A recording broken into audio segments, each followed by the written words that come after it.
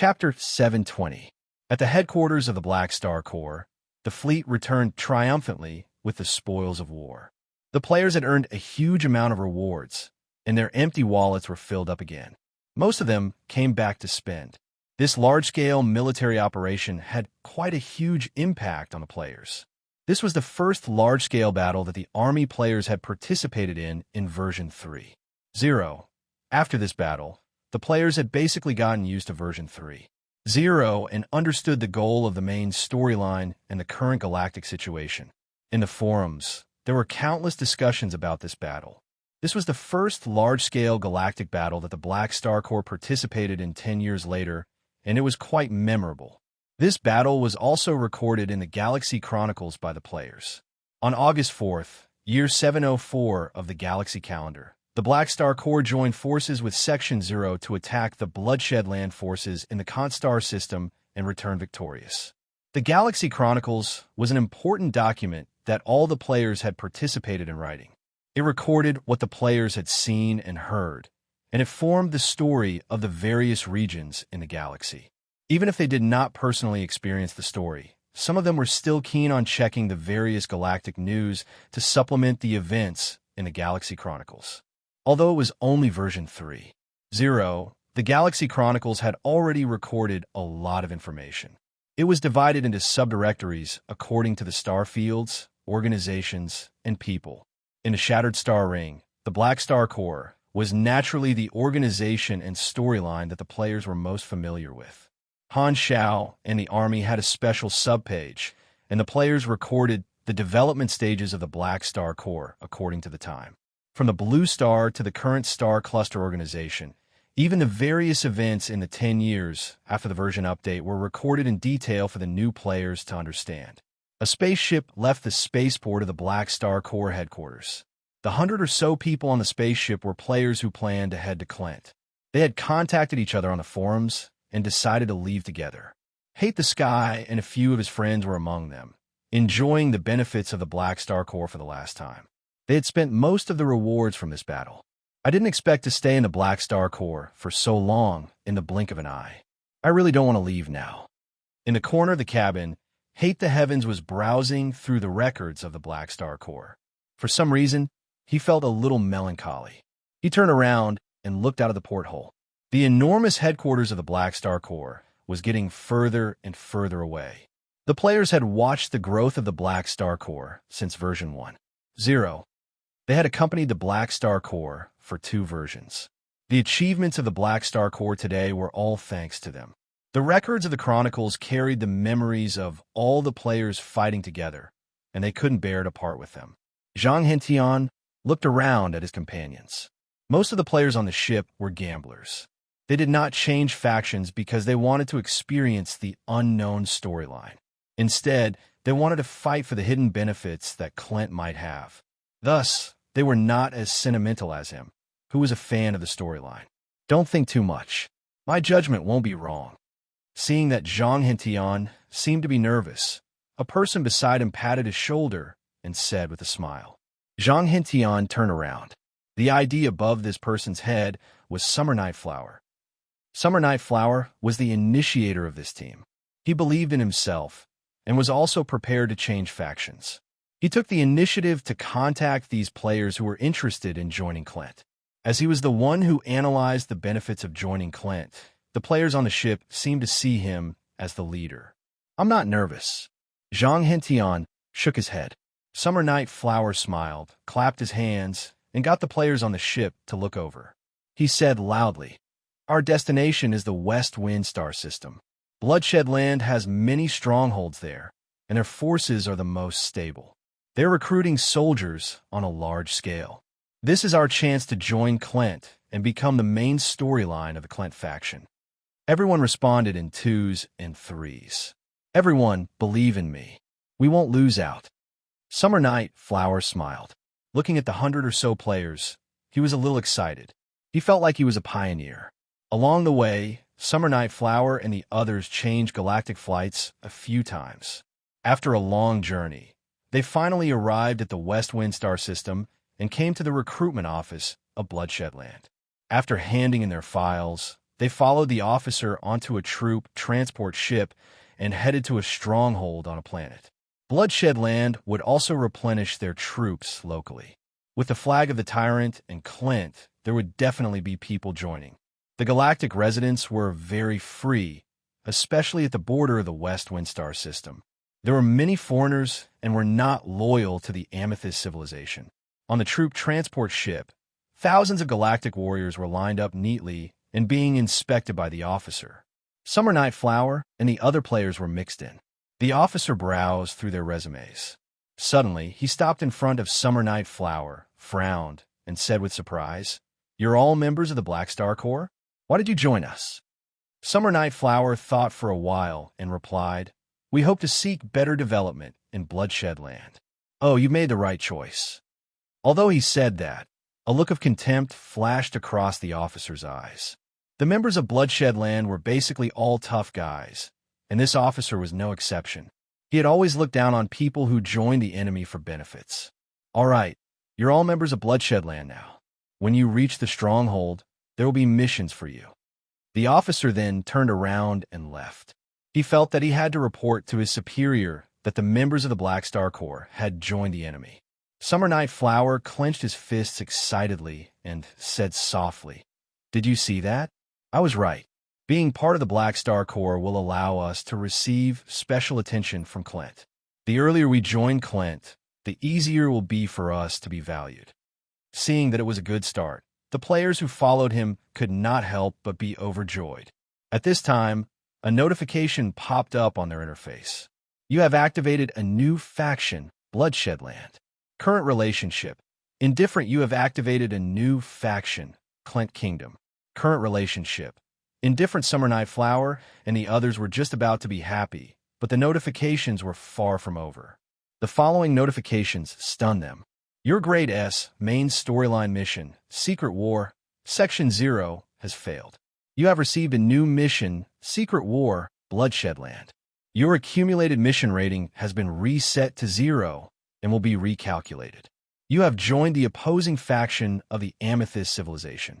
Your relationship with the Amethyst civilization has changed to hostile. Your relationship with some star system civilizations in the Colton Star Cluster has been reset to indifferent. You have joined the opposing faction of Section 0. Your relationship with Section 0 has changed to hostile. You have joined the opposing faction of the Black Star Corps. Your relationship with the Black Star Corps has changed to hostile. You have lost your identity as a member of the Black Star Corps. The faction interface and faction store are closed. You are unable to enjoy the services of the Black Star Corps. Your relationship with the Black Star Corps has been reset to 0. Your accumulated contribution has been reset to 0. Summer Night Flower and the others were stunned. Although they had vaguely guessed that they would lose a lot of things by changing factions, when it actually happened, they still felt a chill in their hearts. Suddenly, everyone's communicators rang. Philip's subroutine jumped out, and the cute voice of Shota turned into a cold mechanical voice. You have betrayed the Black Star Corps and chosen to join the enemy. You're unable to receive any services from the Black Star Corps. The program has been automatically uninstalled.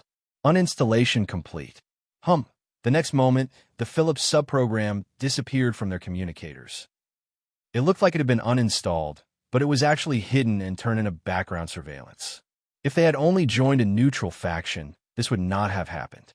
However, joining the enemy was equivalent to betraying their original faction, and they would definitely be punished. They would lose the favor of their original faction and become enemies. Summer Night Flower's heart ached. Suddenly, he felt the angry gazes of the players around him and was pushed to the corner by the crowd. You have to give us an explanation. This wave of losses had stimulated their fragile nerves. They had spent 2 versions to build up their faction relationships, and it was all gone in an instant. The 100 or so people were like red-eyed gamblers. Listen to my explanation. Summer Night Flower hurriedly explained. I've said it before. There are definitely risks in changing factions. The benefits of Clint lie in the long term, and our chances of winning the secret war are higher.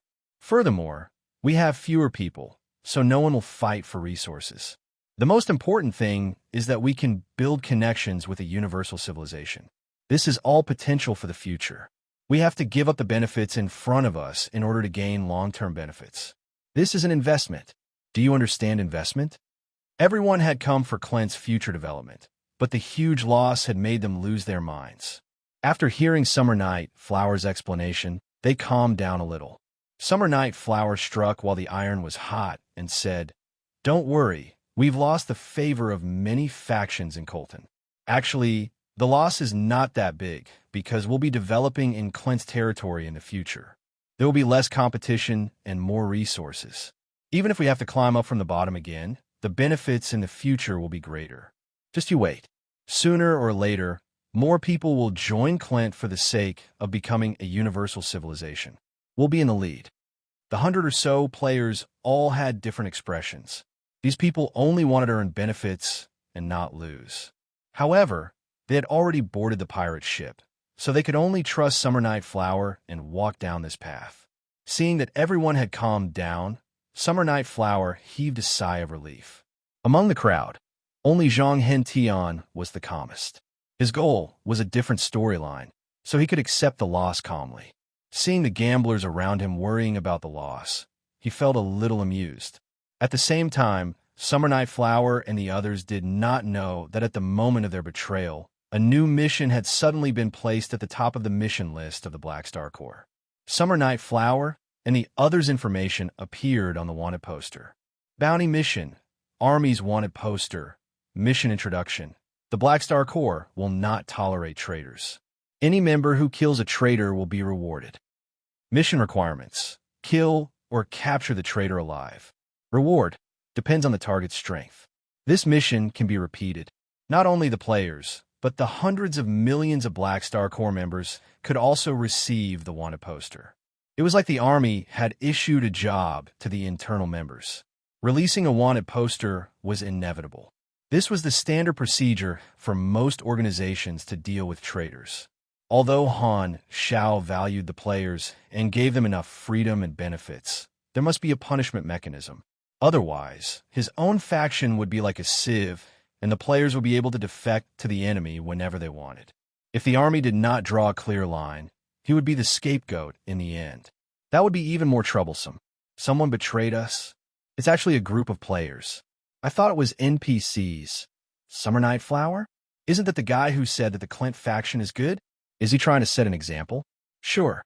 Does this mean that these players will become red names after joining the enemy faction, and we will be rewarded every time we kill them? The players in the Army were very excited. It had been a long time since players from the enemy faction appeared. The earliest ones were those unlucky people who joined the Germinal organization in version 1. Throw. Now, there was finally a wild PK target. If it was an NPC traitor, they would be gone after killing them once. However, if it was a player from the enemy faction, they could kill them as many times as they wanted. This was a resource that could be recycled. On the other hand, Summer Night Flower and the others had not calmed down for long before a friend contacted them privately. What we are all wanted. Summer Night Flower's mouth was wide open in astonishment. Did this not mean that the millions of players and hundreds of millions of NPCs from the Black Star Corps would all hunt them down? This was much more serious than what he had expected. Summer Night Flower's throat moved unnaturally, and he swallowed a mouthful of saliva with difficulty. Suddenly, he felt a chill behind him. He turned his head stiffly, like a robot, and what entered his eyes was the angry gazes of the 100 or so players behind him. I can still explain. Summer Night Flower forced out a stiff smile and spent a lot of effort before he barely managed to quell the anger that surged up in the others again. He had not expected such a serious consequence. Summer Night Flower carefully observed the anger on the faces of the others and felt a chill in his heart. If he had guessed wrongly, the Army would not even need to chase him down. These opportunists beside him would take the initiative to ambush him and kill him. Colton Star Cluster, a certain star system, for spaceships surrounded a dark red spaceship, and energy chains and traction beams trapped the dark red spaceship on the spot. The leader of this small pirate gang stared at the prey through the porthole and licked his lips.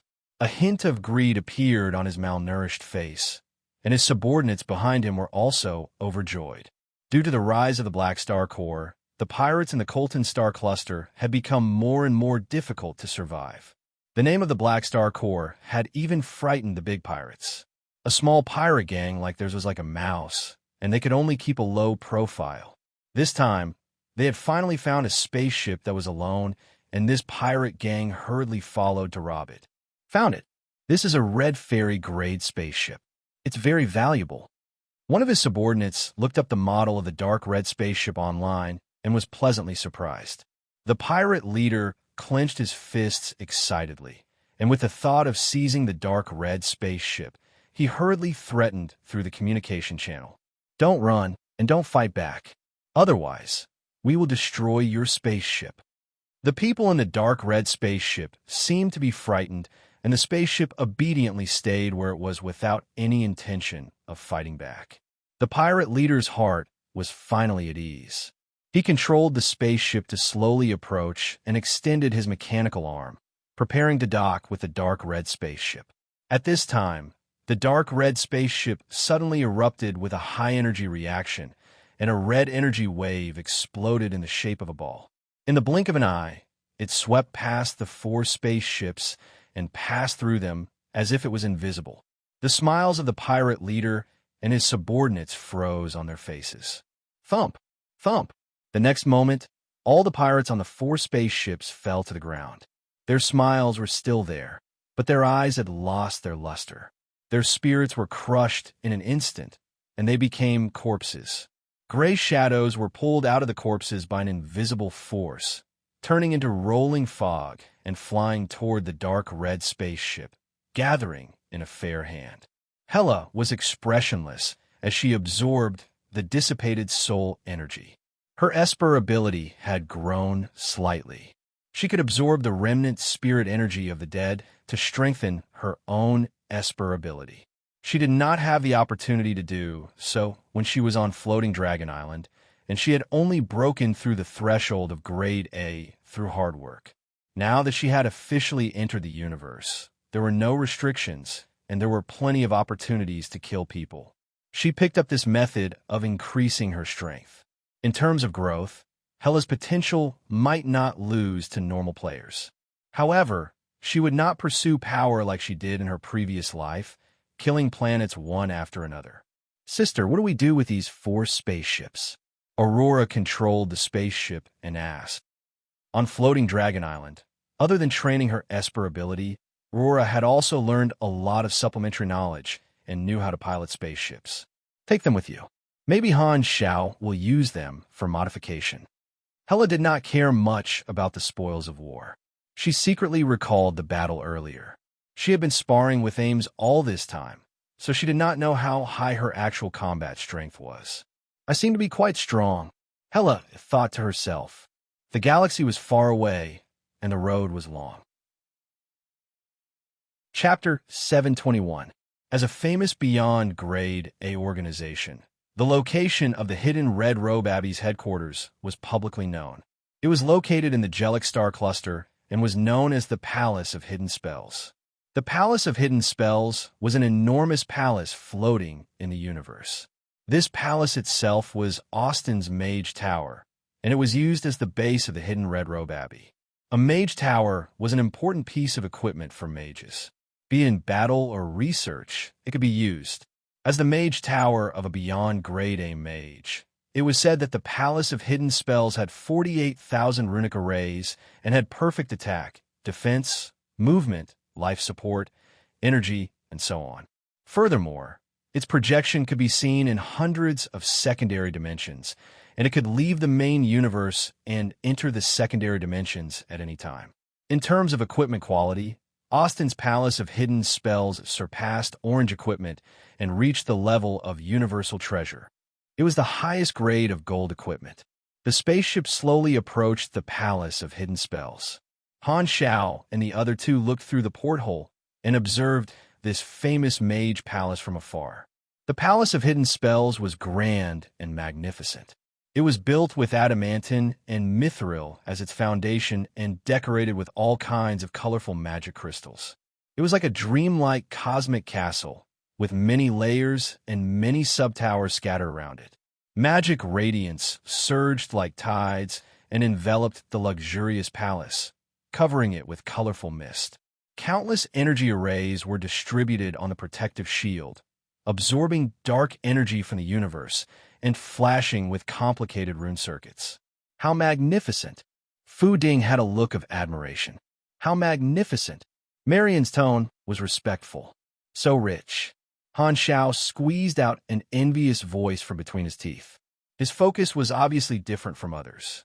If mechanics were businessmen, then mages were tycoons, especially mages at Austin's level. Even Han Xiao could not help but feel envious. Han Xiao sent a landing request to the Palace of Hidden Spells. After receiving permission, he piloted the spaceship toward the spaceport. At this time, there were many spaceships of various models docked at the spaceport. They were all mages from different star systems who came to study. The Palace of Hidden Spells had always been open to the outside world, and countless mages stayed there to study magic. It was very prosperous. The Hidden Red Robe Abbey was a transcendent, neutral magic organization. Austin did not work with star cluster civilizations, nor did he expand his forces.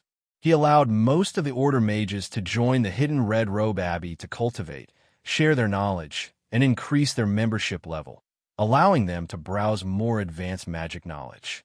The organization structure was loose, but it had more members than Bloodshed Land. Only the Forbidden Sorcerers and a few other troops were directly under Austin. According to Han Zhao's understanding, the Hidden Red Robe Abbey was a private magic school. Austin was the headmaster, and the direct officers were the leaders and lecturers at all levels. The Forbidden Sorcerers were equivalent to the student council or the school's disciplinary team. The three of them stepped onto the dock of the spaceport, and there was already someone waiting to receive them. It was the Forbidden Sorcerer who had taken Lagi away, Wizard Desoro. "We haven't seen each other for more than 10 years. You haven't been promoted yet?" Han Xiao remembered him and joked. "You must be joking. His Excellency Spellmaster is in the main hall. Please follow me." Desoro's attitude was even more respectful than before. 10 years ago, he still dared to fight with Han Xiao. Now, he no longer dared to fight with him. The few of them chatted casually as they walked into the Palace of Hidden Spells and headed to the main hall. The energy level here is so high. Marian took a few deep breaths and was in high spirits. Yes, the Palace of Hidden Spells absorbs the dark energy and magic elements drifting in the universe and increases the magic density here through the energy gathering magic array. The efficiency of mages meditating here is amazing, and the abundant magic energy makes it convenient for all kinds of magic research. Even if you're not a mage, breathing the air here will make you energetic. Desoro explained. Fu Ding pinched his forehead and said in surprise, "My psychic power seems to be suppressed. I can't release it too far. There will be a huge hindrance if it exceeds 50 meters. "It's like this," Desoro said. "Because many mages stay here to do their own magic research, they will set up all kinds of restrictions to prevent mental detection. It's taboo to release psychic power here." The few of them entered the main hall, and the scene inside jumped into their eyes. Countless thick magic books floated in the air, shining with a brilliance that resembled silver stars. It was like a sky full of stars, a dazzling river of stars. Several hundred half-transparent Austins sat cross-legged in the air, reading different books. They were all clones projected by celestial bodies. Austin's original body sat on the throne with his eyes closed and his chubby little face supported by the back of his hand. He seemed to be sleeping soundly, and there seemed to be sparkling water hanging from the corner of his mouth. As soon as Han Xiao and the others walked in, Austin sensed something. His brows moved, and he woke up. He opened his eyes and yawned sleepily. "Blackstar, you do the spicy part." Austin wiped the saliva from the corner of his mouth. The saliva turned into a blue magic dragon the size of a finger and flew away happily. "Mr. Magus." Han Xiao nodded and greeted him. Fu Ding and Marian followed suit. Desoro tactfully left and closed the door. "It's rare for you to come to me for help. Let's talk in detail later." Let me see what Cisco did to you first. Austin walked down from the throne, and the clones that were projected from the stars returned to his original body like birds returning to their nest, disappearing without a trace. He walked to Han Xiao with his short legs. His height only reached Han Zhao's waist, and the loose red robe that did not fit him dragged on the ground like a red carpet. Austin shook his head. His feet left the ground and rose to the same height as Han Xiao. He extended his short and tender finger and gently tapped on Han Zhao's forehead. He looked at the psychic poison and exclaimed, "How is it?" Han Zhao's heart skipped a beat. A beyond grade, it was actually moved. Was there some hidden danger in his situation? I see. This is a bit troublesome. Austin retracted his finger, put his hands behind his back, and circled around Han Xiao. How much do you know about Cisco? Not really. Han Xiao thought about it. He remembered the information that the players had compiled in his previous life, but there were very few things about Cisco. Plus, the players did not have access to the upper echelons, so there should be some information that he did not know. All right, I have to tell you first. The official name of this psychic poison should be called Soul Embryo. I can't help you get rid of it. Han Xiao was shocked. Even a beyond grade A mage like you can't do it. Magic isn't omnipotent. Austin shook his head helplessly. Lagi said the same thing. Han Xiao mumbled softly. Let me explain it to you. Just like how I occasionally create magic scrolls myself, Cisco will also use activation techniques to store his psychic attacks. The one-time weapons that we beyond grade as create will be circulated on the black market and sold for sky-high prices. The one that injured you this time was a one-time psychic weapon created by Cisco. To be exact, it not only contains Cisco's psychic energy, but also another type of energy. As far as I know, before Cisco became a beyond grade A, he once roamed the Ancient Star Desert and Ancient Star Field. There, he obtained a universal treasure called the Evolution Cube. I don't know which lost civilization it was. Hearing this, Han Xiao was slightly stunned. It was actually this thing. This time, Fu Ding asked curiously, "What does the Evolution Cube do?" Austin glanced at him and felt that Fu Ding was pleasing to the eye. So he explained, "Cisco hid the Evolution Cube very well. I have never seen what the Evolution Cube looks like, nor do I know how it works. I only know two things about how Cisco used it. First, the Evolution Cube can stimulate the potential of a species and allow them to evolve greatly in a short period of time, automatically adjusting to the genetic sequence with the highest compatibility. Cisco used the Evolution Cube to complete the beyond grade A species transformation. His awakening of the atavistic bloodline was also thanks to the Evolution Cube. Marion's breathing became heavy. This treasure can lower the threshold of beyond grade A. Not only that, Austin slowly said, Cisco also used the Evolution Cube to affect all of his race, completing the evolution of an entire civilization. He easily walked through a process that other civilizations would take tens of thousands or even hundreds of thousands of years to complete. His race has already reached the perfect state of their genetic sequence. Their body, lifespan, intelligence, and other qualities are all far beyond normal species. The strength of a newborn is close to that of a grade C super. Fu Ding's expression was shocked. Such a treasure actually exists?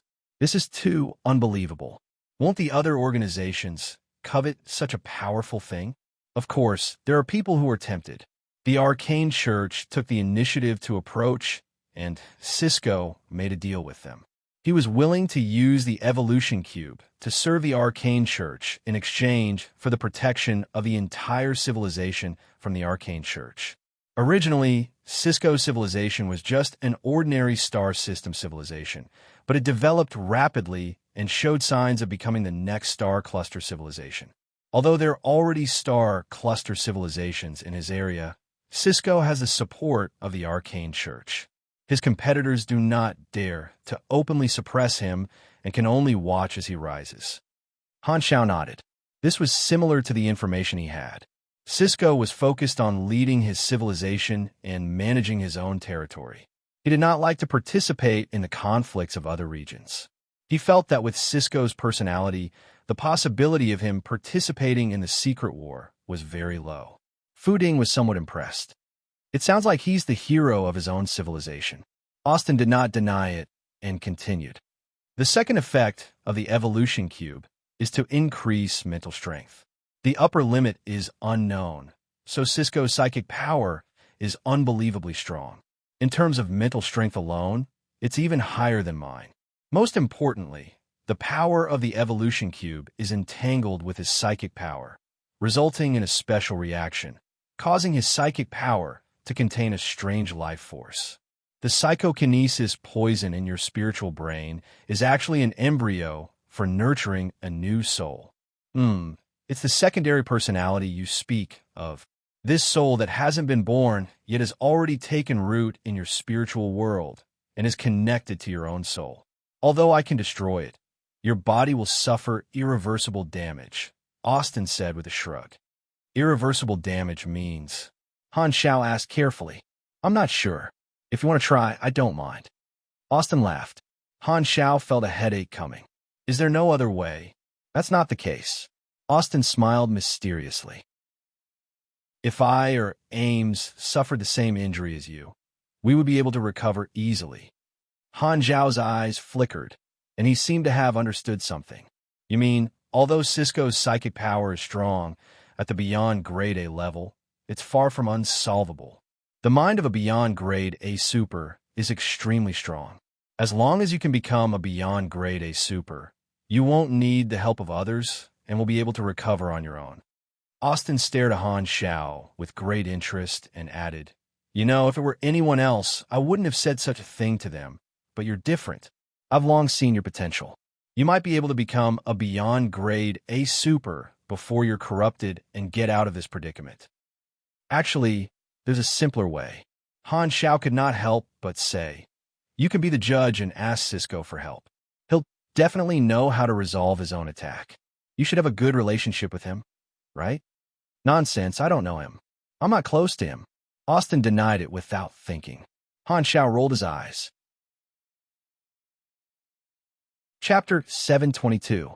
Seeing that Han Xiao did not believe him, Austin said, Cisco only cares about his own civilization. He doesn't know you, so he's probably not interested in helping you. Even if I asked him for help, he might not give me face. My relationship with him is just SOSO. You're a beyond grade A after all. To think that you like to socialize like me. Han Xiaoxin complained in his mind. As if he understood Han Zhao's gaze, Austin clicked his tongue and changed the topic. Even if he's willing to help, if you don't become a beyond grade A, you won't be able to live for long. Oh, Han Xiao narrowed his eyes. You've killed so many grade A supers from the Bloodshed Land. Due to the unspoken rules, the tyrant hasn't done anything to you. But once the secret war is over, guess what he'll do to you? Han Xiao raised his brows. He'll praise me for killing them well. Austin was speechless. With a, how can you be so shameless expression, he shook his head. If you become a beyond grade before the end of the war, the tyrant will intervene in the war to deal with you, but at least you'll have a chance to survive. However, if you're unable to break through the beyond grade A limit, you won't even have the right to resist. At most, your death will be delayed for a while, but you'll definitely have to fight him. Therefore, becoming a beyond grade A is your only choice. I'm not lying to you. Plus, you don't have much time left. Han Xiao held his chin and did not say anything, but Marion's eyes were wide open. Phaidon also had a worried look on his face, and he looked at Han Xiao with worry in his eyes. Become a beyond grade A in 2 to 3 years? Impossible. Fu Ding did not dare imagine how small the chances were. He knew very well that Han Xiao had already reached a very high level, and it would be extremely difficult for him to improve further. In the past 7 years, his strength had not improved at all, which was a stark contrast to his rapid growth in the past. Many of his old friends, including himself, had privately speculated that Black Star had finally reached a bottleneck. At that time, if the tyrant attacked, Black Star would be in deep trouble. The Black Star Corps would also collapse with his death. Even if Black Star could grasp the extremely slim chance of becoming a beyond grade A super, he might not be able to survive in the hands of the tyrant. The tyrant had been a beyond grade A super since a very long time ago, and his fame had been earned through fighting. His combat strength would naturally be much higher than a new beyond grade. Thinking of this, Fu Ding was pessimistic about the future. He reached out and touched Han Zhao's shoulder, squeezing it hard, hoping to give him some comfort. In his opinion, Han Zhao must be in despair right now. Where did you get your information from? I have my own intelligence channels. Austin smiled. Han Zhao narrowed his eyes and pretended to be deep in thought. In truth, this news was not out of his expectations. Since he dared to participate in the secret war, he was already prepared to become enemies with the tyrant. He did not have any wishful thinking. Originally, he was just an ordinary member of Section 0, but now that he had become a trump card, he naturally attracted the attention of the tyrant. Han Zhao had always been on guard against Heber's involvement in the secret war. He was not afraid, as he was still under Floating Dragon Island's name and had a backer. If the tyrant attacked him, it would be equivalent to provoking the Dragon Emperor. Both sides had deep grudges, and Ames would definitely not take this lying down. Furthermore, once the tyrant interfered, Purple Crystal would also go crazy and not hesitate to send out their official troops to kill Heber. A star cluster civilization could threaten the lives of Beyond Great Ass. At that time, Clint would also use this as an excuse to send out their troops. At that time, the nature of the secret war would most likely change, and it would become a large-scale war between two civilizations. Both sides wanted to control the scale of the war, and this was the reason why the tyrant had not taken action. However, Han Zhao was not too reckless. It was fine to pee on the tyrant's head, but it was too much to take a dump. In fact, after making a name for himself, he had consciously reduced the frequency of him taking action. He had successfully formed an alliance with Purple Crystal and obtained a large number of development opportunities. He had already completed his initial goal of participating in the secret war, so he started to avoid the risk of attracting too much attention. Although he had affected the process of the secret war, it would be difficult to change the outcome of the war with just his strength and position as a calamity grade. He would do what he could and would not work for Purple Crystal wholeheartedly. Austin's words only confirmed Han Zhao's guess, so he was not too surprised. However, on the surface, Han Zhao still thanked Austin for reminding him. I can only help you this much. The enchantment that Logi gave you is not bad, and you don't need me to improve it. You may leave. Austin waved his hands, indicating that he was sending him off. Seeing this, Han Zhao did not continue to pester him, and left the Palace of Hidden Spells with a worried Fu Ding and Marion. Austin returned to his throne, and a look of interest appeared on his round face, as if he was watching a show. He did not want to get involved in conflicts. He liked to stand from the perspective of a bystander and observe the changes of the stars. Pressure was motivation. He had purposely mentioned the tyrant's intentions to see what Black Star would do under pressure. Would he rise up, die, or become a stray dog and leave the Shattered Star Ring to escape the tyrant's pursuit? No matter what the outcome was, Austin would be happy to see it. Of course, what he wanted to see the most was Black Star changing the situation of the Shattered Star Ring and injecting new vitality into this remote star field. Han Zhao and the other two boarded the spaceship and left the Palace of Hidden Spells. The spaceship was silent. Fu Ding could not help but ask, "Are you confident in breaking through your current bottleneck in 2 to 3 years?" Bottleneck? What bottleneck? Han Zhao did not understand immediately and glanced at Fu Ding in confusion.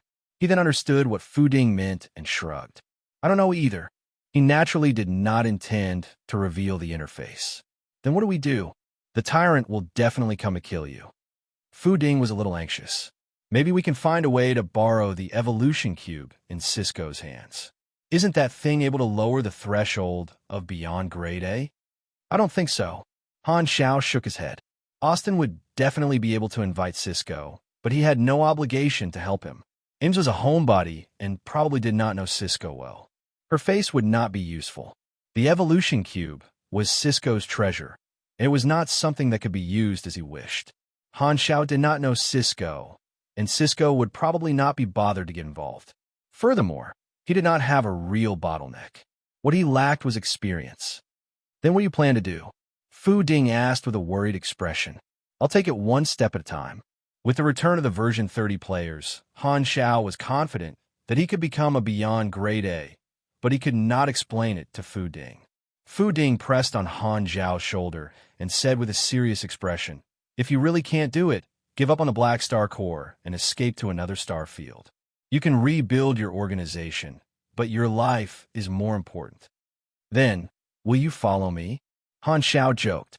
Fu Ding hesitated for a moment before slowly nodding. Yes. Sensing Fu Ding's sincere concern, Han Xiao was a little touched. He shook his head and changed the topic with a smile.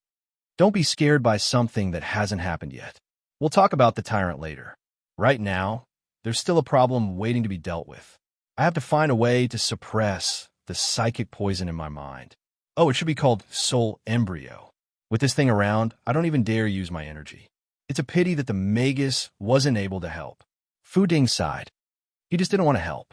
Don't be fooled by his amiable appearance. This old man is actually very cunning. Do you think he told me all this just to help me? Han Xiao curled his lips. He was not as easy to fool as Haluz. He had asked him to come all the way here, but in the end, he was sent away with just a few words. He did not even want to reimburse him for the fuel. In the end, he still had to think of a way himself. He should not have trusted Austin and made this trip for nothing. Even a beyond grade, it could not be relied on these days. Han Xiao thought about it, and suddenly had an idea. Since beyond grade, it could recover on its own because of its strong mental strength, and every time he leveled up, his mental strength would also increase. Therefore, even if he did not reach beyond grade, leveling up should be able to suppress the soul embryo. NC did not have an interface, so he could only slowly improve. However, his leveling up gave him an instant boost, and the effect was obvious. Although leveling up could not remove the negative status, it should be able to suppress the growth of the soul embryo. Han Xiao opened the interface. He had spent more than half a month on the road, and the players had already returned to the Black Star Corps. He had accumulated enough EXP to level up, and only then did he have the capital to test it out. He did not hesitate and directly leveled up. Han Xiao immediately entered his mind through the enchantment. He looked down and saw that the purplish-black fog area of the soul embryo had been further compressed from 6% to 4%. Leveling up is indeed effective. The expansion of my mind can indirectly suppress the corrosion of the soul embryo. Han Xiao immediately had an idea. It was not that he could not do anything. As long as he leveled up reasonably and controlled the corrosion of the soul embryo to below 30%, there would not be any side personalities. Han Xiao heaved a sigh of relief. Since there was a long-term suppression method, the threat of the soul embryo to him would be reduced. As expected, enchantments were all external means, and strengthening himself was the most reliable. Something that beyond grade A mages could not do anything about. He could solve it by leveling up. If that's the case, it's not that I can't do anything. I just have to control the timing of the battle. But just in case, I still have to find a strong fighter. At this time, his communicator suddenly rang. Han Xiao took it out and saw that it was a message from Sylvia, who was in the headquarters. There was a picture in the message. In the image, a dark red spaceship used a tractor beam to drag dozens of spaceships painted by the galactic pirates, stopping at the spaceport. Gila brought Aurora and stood at the dock, revealing her cold and beautiful side profile. Hela is back? Han Xiao stared at the picture, and his lips curled up slightly. At this moment, he had the best fighter in his mind. Your Excellency Dragon Emperor, they have arrived at the Black Star Corps headquarters. In the palace on Floating Dragon Island, Vilna was reporting to Ames about the journey of Hela and her sister. Ames squeezed the force field into tiny light green spheres and played with them between her fingers. Hearing this, she smiled and asked, "Did something happen to them on the way?" The fleet I sent out escorted them in secret. 8 small galactic pirate groups attacked them one after another, but they were all easily killed by Hela, Vilna said. When Hela and her sister left, she was afraid that something would happen to them, so she sent people to protect them in secret. You did well. Since they have safely arrived at Black Star territory, you can withdraw your troops. Black Star will take care of them. Ames nodded. She cared about the two sisters even more than she cared about herself. She did not feel it usually, but after Hela and her sister left for more than half a month, she felt empty and melancholic. Aesop shook his head and said, "You don't have to worry about them at all. They can only grow faster with Blackstar." Ames looked over and was a little unhappy. "Are you saying that I didn't teach them well?" Aesop waved his hands and said, "Hela can absorb the remaining mental energy of the dead to strengthen her Esper ability. She didn't have the chance to use this ability on Floating Dragon Island, and Blackstar happened to be participating in the war. Countless people died in the war. To Hela, the battlefield is the most suitable place for her to train. Even I can't imagine how fast she will grow under Blackstar." "That's right. Blackstar, that be Astra's starred, will definitely let them participate in the war. The battlefield is so dangerous. What if Blackstar doesn't protect them well?" Ames talked to herself. Her focus was obviously in another direction. She was like a parent who was worried about her children. The two disciples that she had spent more than 10 years with were like her own children in her eyes. Aesop and Vilna heard this and suddenly had a bad feeling. After spending another half a month, Han Xiao and the others returned to the Blackstar Corps headquarters and saw Hela and her sister, whom they had not seen in a long time. In the office, Aurora ran into Han Xiao's arms and kept twisting. Although she had grown up, she was still as close to Han Xiao as before. "According to our agreement, we're here to serve you." Hela was expressionless. "We're all old friends. There's no need to talk about agreements. I'm very happy that you're here to help me." Han Xiao patted Aurora's head and smiled. "I didn't expect that 10 years would pass in the blink of an eye. You've all grown up." Hela's eyes flickered slightly. In the past, they were just puppets under the control of the German organization. Now, Blackstar had become a big shot in the universe, and she had become a calamity-grade super. Everything was different from before. Thinking about the past, Hela felt emotional. The man in front of her had changed her life. If not for Blackstar, she would probably have grown old with guilt and hatred on this planet, never being able to enter the magnificent universe. "The last time we fought side by side was more than 10 years ago. At that time, I couldn't help you much." Hela raised her eyebrows and said in high spirits, "Now, I finally caught up to you. I've been waiting for this day for 10 years. Han Xiao patted Hela's shoulder, smiled, took 2 steps back, opened his arms, and raised his voice. Chapter 723. In Han Zhao's previous life, Hela had made a name for herself as the goddess of death. Ever since Han Xiao had rescued the 2 sisters from the German organization, he had always viewed Hela as an important helper in the future. He had waited for so many years, and finally, Hela had matured and had the strength of a calamity-grade super. She could be of some help now. Han Xiao was very clear about Hela's ability. She could absorb souls to strengthen herself. This was a shortcut exclusive to her. In his previous life, she had massacred countless planets, and her growth speed had even exceeded that of the players. In his eyes, although Hela did not have the luck glow, she was still an undeniable epic character. Of course, she was a villain. Now that Hela had not gone astray, all the dead soldiers could become her source of power. This was a rare opportunity to unleash Hela's true potential. He needed someone who could replace him to control the situation, and Hela was the best candidate. As for Aurora, Han Xiao turned around and smiled. "How's the development of your Esper ability going?" Aurora smiled and flipped her palm.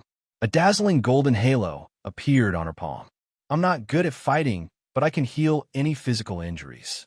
I can also stimulate the vitality of others and make them stronger. Give it a try." As he spoke, a golden light shone on Han Zhao's body. Han Xiao felt energized, and his entire body seemed to be electrified. He was filled with energy, and a few additional buffs appeared on his interface. It was like the holy light. Han Xiaoxin's heart skipped a beat. "Can your ability be stored?" "Yes, I've tried injecting vitality into energy serums, and it can be stored for a long time. However, I'm not as hardworking as my sister. I'm not a calamity-grade super yet, so the shelf life is a little short. The healing effect will continue to decrease, and it can only last for 2 months at most. Aurora scratched her head and was a little embarrassed. Han Zhao's eyes lit up, and he looked at Aurora as if he was looking at a treasure. He saw the hope of expanding the army's business and entering the galactic pharmaceutical industry. Aurora's Esper ability was a natural healer. When she was still weak, her healing ability was already very strong. Now that Aurora was a grade B super, her healing ability had probably expanded countless times. Also, although my combat strength is average, I can regenerate at high speed. Aurora pulled out an explosive pistol from the belt of her combat uniform. She twirled it a few times with her fingers and suddenly fired at her other hand. With a bang, the beam of light pierced through her palm. Before Han Zhao could be surprised by her actions, the wound quickly healed and disappeared without trace. Her palm was white and smooth, like white porcelain. It was impossible to tell that she had been injured just now. See, I also have the ability to protect myself. Aurora's face was full of expectation, like a child showing off, wanting to be praised by Han Zhao. After more than a decade of training, other than developing her Esper ability, Aurora had also learned a lot of shooting and fighting techniques to make up for her combat strength. Due to the torture of the Germinal organization in the past, although she looked weak, she was actually full of toughness. Her tolerance for pain was extremely high, and she did not even frown when she casually pierced through her palm. What a real man, Han Zhao thought to himself. He then put on a smile and praised, "Great ability." As expected of the life return ability, Aurora was only at grade B. When she reached grade A, her recovery ability would probably be even stronger than his. It was a pity that her ability did not give her too much combat power, but it complemented Hela's. After the three of them finished talking about the past, Hela stopped smiling and said with a serious face, "What are you going to do with us? I'll bring you to meet the officers of the army first." Hela shook her head. "Before you returned, Sylvia brought us to meet all the officers. She said that when you returned, she would personally arrange our positions." During the mutation disaster in version 20, the most senior officers of the army had already known Hela and knew that the relationship between Han Zhao and her was not ordinary. Naturally, they would not neglect the two sisters. Since that's the case, let's get to the main topic. The two of you will follow me and be my bodyguards. After you understand the structure of the organization, I'll arrange for you to take up official positions, Han Zhao said. "I don't have any objections." Hela nodded. Han Zhao thought for a moment and said, "You two can rest for a few days first. I'll bring you two to work." Hela shook her head and rejected. "No need. We've already rested enough. Give us missions as soon as possible. I want to see what level my strength is at." "Why are you more anxious than me?" Han Zhao laughed, thought for a moment, and nodded. "All right, we'll set off tomorrow. I'll bring you two to war." He was prepared to keep a low profile for a period of time. Apart from harvesting the experience of the players, he also decided to personally develop Hela's potential so that this double flower red staff would take shape as soon as possible. West Wind Star System, Star Zone 11. This was the border star system that had been invaded the earliest. The Bloodshed Land had the largest number of troops stationed here, with hundreds of strongholds spread throughout the various star zones of the West Wind Star System. Section 0 had set up blockades at some strategic locations to prevent the Bloodshed Land from invading the surrounding areas. Blockade Line 027 was one of them, and many of the Section 0 members were stationed there all year round. The Black Star Army's fleet was among them, and the personnel were rotated periodically.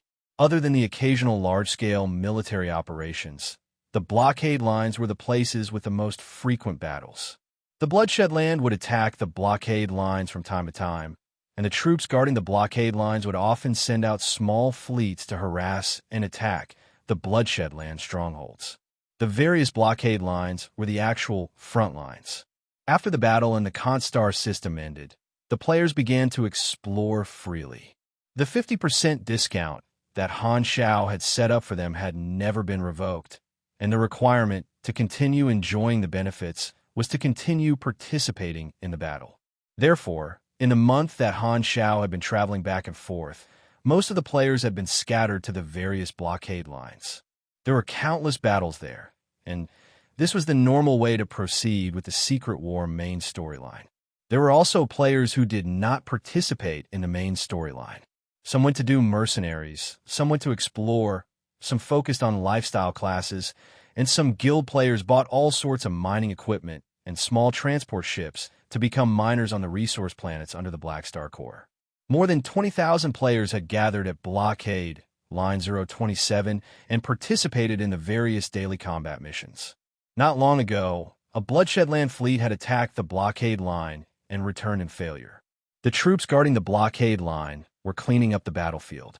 In the office of the military space station, the commander of Blockade Line 027, Rex Sun, looked out the window at the troops that were collecting the wreckage of the battleships and listened to the report from his adjutant behind him.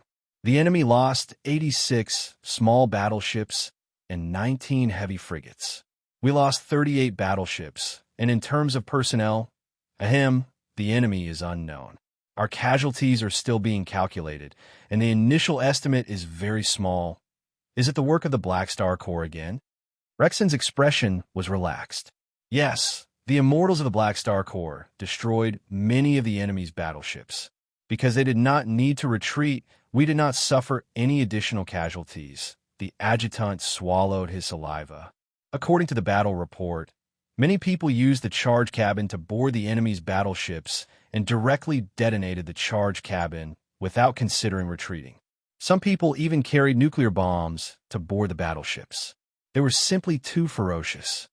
Ever since the Black Star Core transferred over tens of thousands of immortals, our combat pressure has decreased significantly. These people are simply natural warriors. Rex Sun exhaled. Nearly 2 months after the start of the version, more than 1 million army players had reached level 100 and completed the promotion mission one after another, obtaining the opportunity for race evolution. The diversity of the players had increased further, and the first batch of veteran players had finally entered Grade B. Although they were only at the lowest Grade B, the increase in grade still led to a qualitative change. The mid-level combat power of the Black Star Core immediately increased by a level. With more than 1 million mid-level combat power invested in the various blockade lines, the pressure on many of them was greatly reduced. Just in Blockade Line 027 alone, more than 20,000 Grade B players had allowed the blockade line to win all the recent battles. Rex Sun could not be more satisfied with the players of the Black Star Core. This batch of veteran players of the Black Star Core had finally been reborn and were no longer the low-level cannon fodder of the past. They finally had the ability to have a decisive impact on small battles. This matter was discussed on the players' forums. When Pork Bun made a video, he posted Mad Blade's theory, saying that as the strength of the players increased with the version, they would have a greater impact on the world in real time, which was widely acknowledged. Real-time feedback was an important source of interest for players. If a max-level player and a new player had the same attitude towards each other, that they could only complete missions and not affect the environment, it would be too rigid. The most attractive feature of Galaxy was the immersion of living in the real world. Just as Rex Sun was lamenting, he suddenly received a notification. After taking a look, his expression changed drastically. "What's wrong?" the adjutant hurriedly asked. "Quickly get ready. His Excellency Black Star is coming over personally. He's almost here." Rex Sun hurriedly walked out of the room. Rex Sun gathered the high-ranking officers and went to the port to welcome him.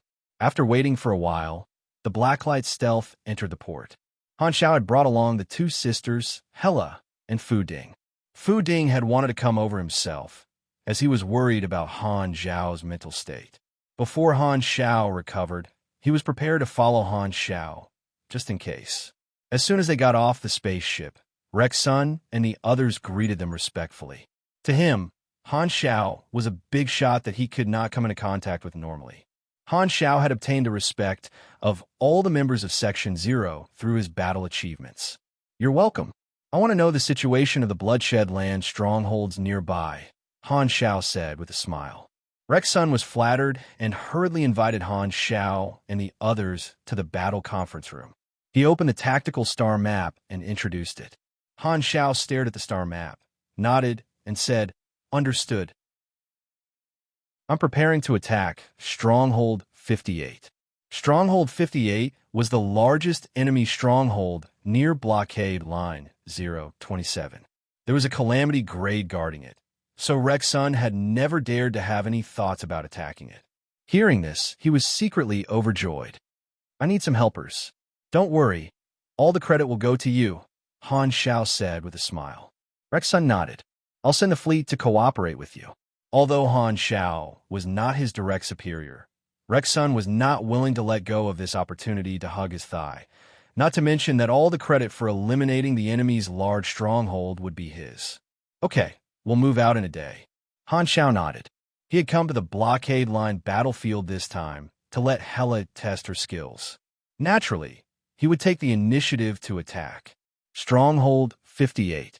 Menudo was the Bloodshed Land grade, a super guarding this place. He was panicking.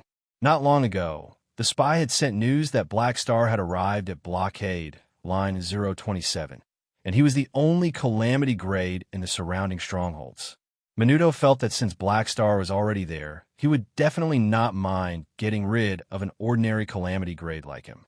Menudo hurriedly reported the news to the headquarters, but he did not expect the commander-in-chief to contact him. Black Star has a very high chance of attacking your stronghold, but don't panic. I'm going to give you a mission now. Is it to retreat? Menudo's heart was filled with hope. Of course not, Jode said with a deep voice. I need you to do one thing. Lure Black Star out and fight him. You could just tell me that you want me to commit suicide. Menudo had a hopeless expression on his face. Cough. I'll transfer the nearby calamity grades to support you. You won't be fighting alone. Jode was helpless. Black Star's name was already deeply ingrained in the hearts of the high-level combatants of Bloodshed Land. He had no choice but to explain. Black Star fell into my trap not long ago and is not at his peak state. I need you to test him. Jode wanted to observe Han Zhao's reaction during the battle and deduce what kind of damage Cisco's psychic weapon had inflicted on Han Xiao. He would only be completely at ease after seeing it with his own eyes. At the same time, on a desolate planet between Stronghold 58 and Blockade, Line 027, Summer Night Flower and dozens of Clint players arrived on a spaceship. They were going to do the Clint faction's main storyline mission. As warriors of Bloodshed Land, they were transferred to a stronghold near the blockade line and participated in a small-scale battle like the Black Star Corps players. The rules of Bloodshed Land were very strict, and they could not freely explore like in the Black Star Corps. Summer Night Flower and the others were not used to it, and could not help but miss the treatment in the Black Star Corps. This time, Summer Night Flower and the others finally had some free time and came to this planet to wait. Chapter 724. Bro, are you here yet? Soon. A small spaceship was parked on the gray barren land. Summer Night Flower and the others waited beside the spaceship, either sitting or standing for the buyer to arrive. Very soon, another spaceship landed beside them. The buyer walked out of the spaceship, glanced around, and greeted Summer Night Flower. Where's the goods? Summer Night Flower greeted. Where's the money? The buyer was wary. Didn't I already transfer the money? Summer Night Flower had a helpless expression. I was just playing up the atmosphere of a mafia deal. Don't you think it's very interesting? The buyer laughed. Seeing Summer Night Flower's expressionless face, he could only keep his smile and bring him into the cabin to look at the goods. Here, these are all the things you want. Check them. Don't say that I scammed you. Summer Night Flower glanced at them and calculated in his heart before saying, no need to check. I trust you. This time, the buyer rubbed his hands, a little embarrassed, and said, we've known each other for a few years. We're very close, right? Summer Night Flower was a little confused. What do you want to say? I'm just asking you if we're friends who play together. What? Since we're friends, can you sacrifice yourself and let me kill you a few times to earn some bounty? The buyer's tone was careful. Since you guys won't be able to get the bounty from the army, I can split the bounty 30 to 70 with you guys. Instead of benefiting others, why don't you let me have some meat and treat it as helping me solve my needs? F***CK off. Summer Night Flower was speechless. You want a 30 to 70 split? Do you think that little bit of bounty reward can make up for the experience lost from dying once? Also, what do you mean by let you have some meat? Do you think we're prostitutes? Stop talking nonsense. There's no problem with the goods. I'm taking them, Summer Night Flower said as he was about to pick up the equipment.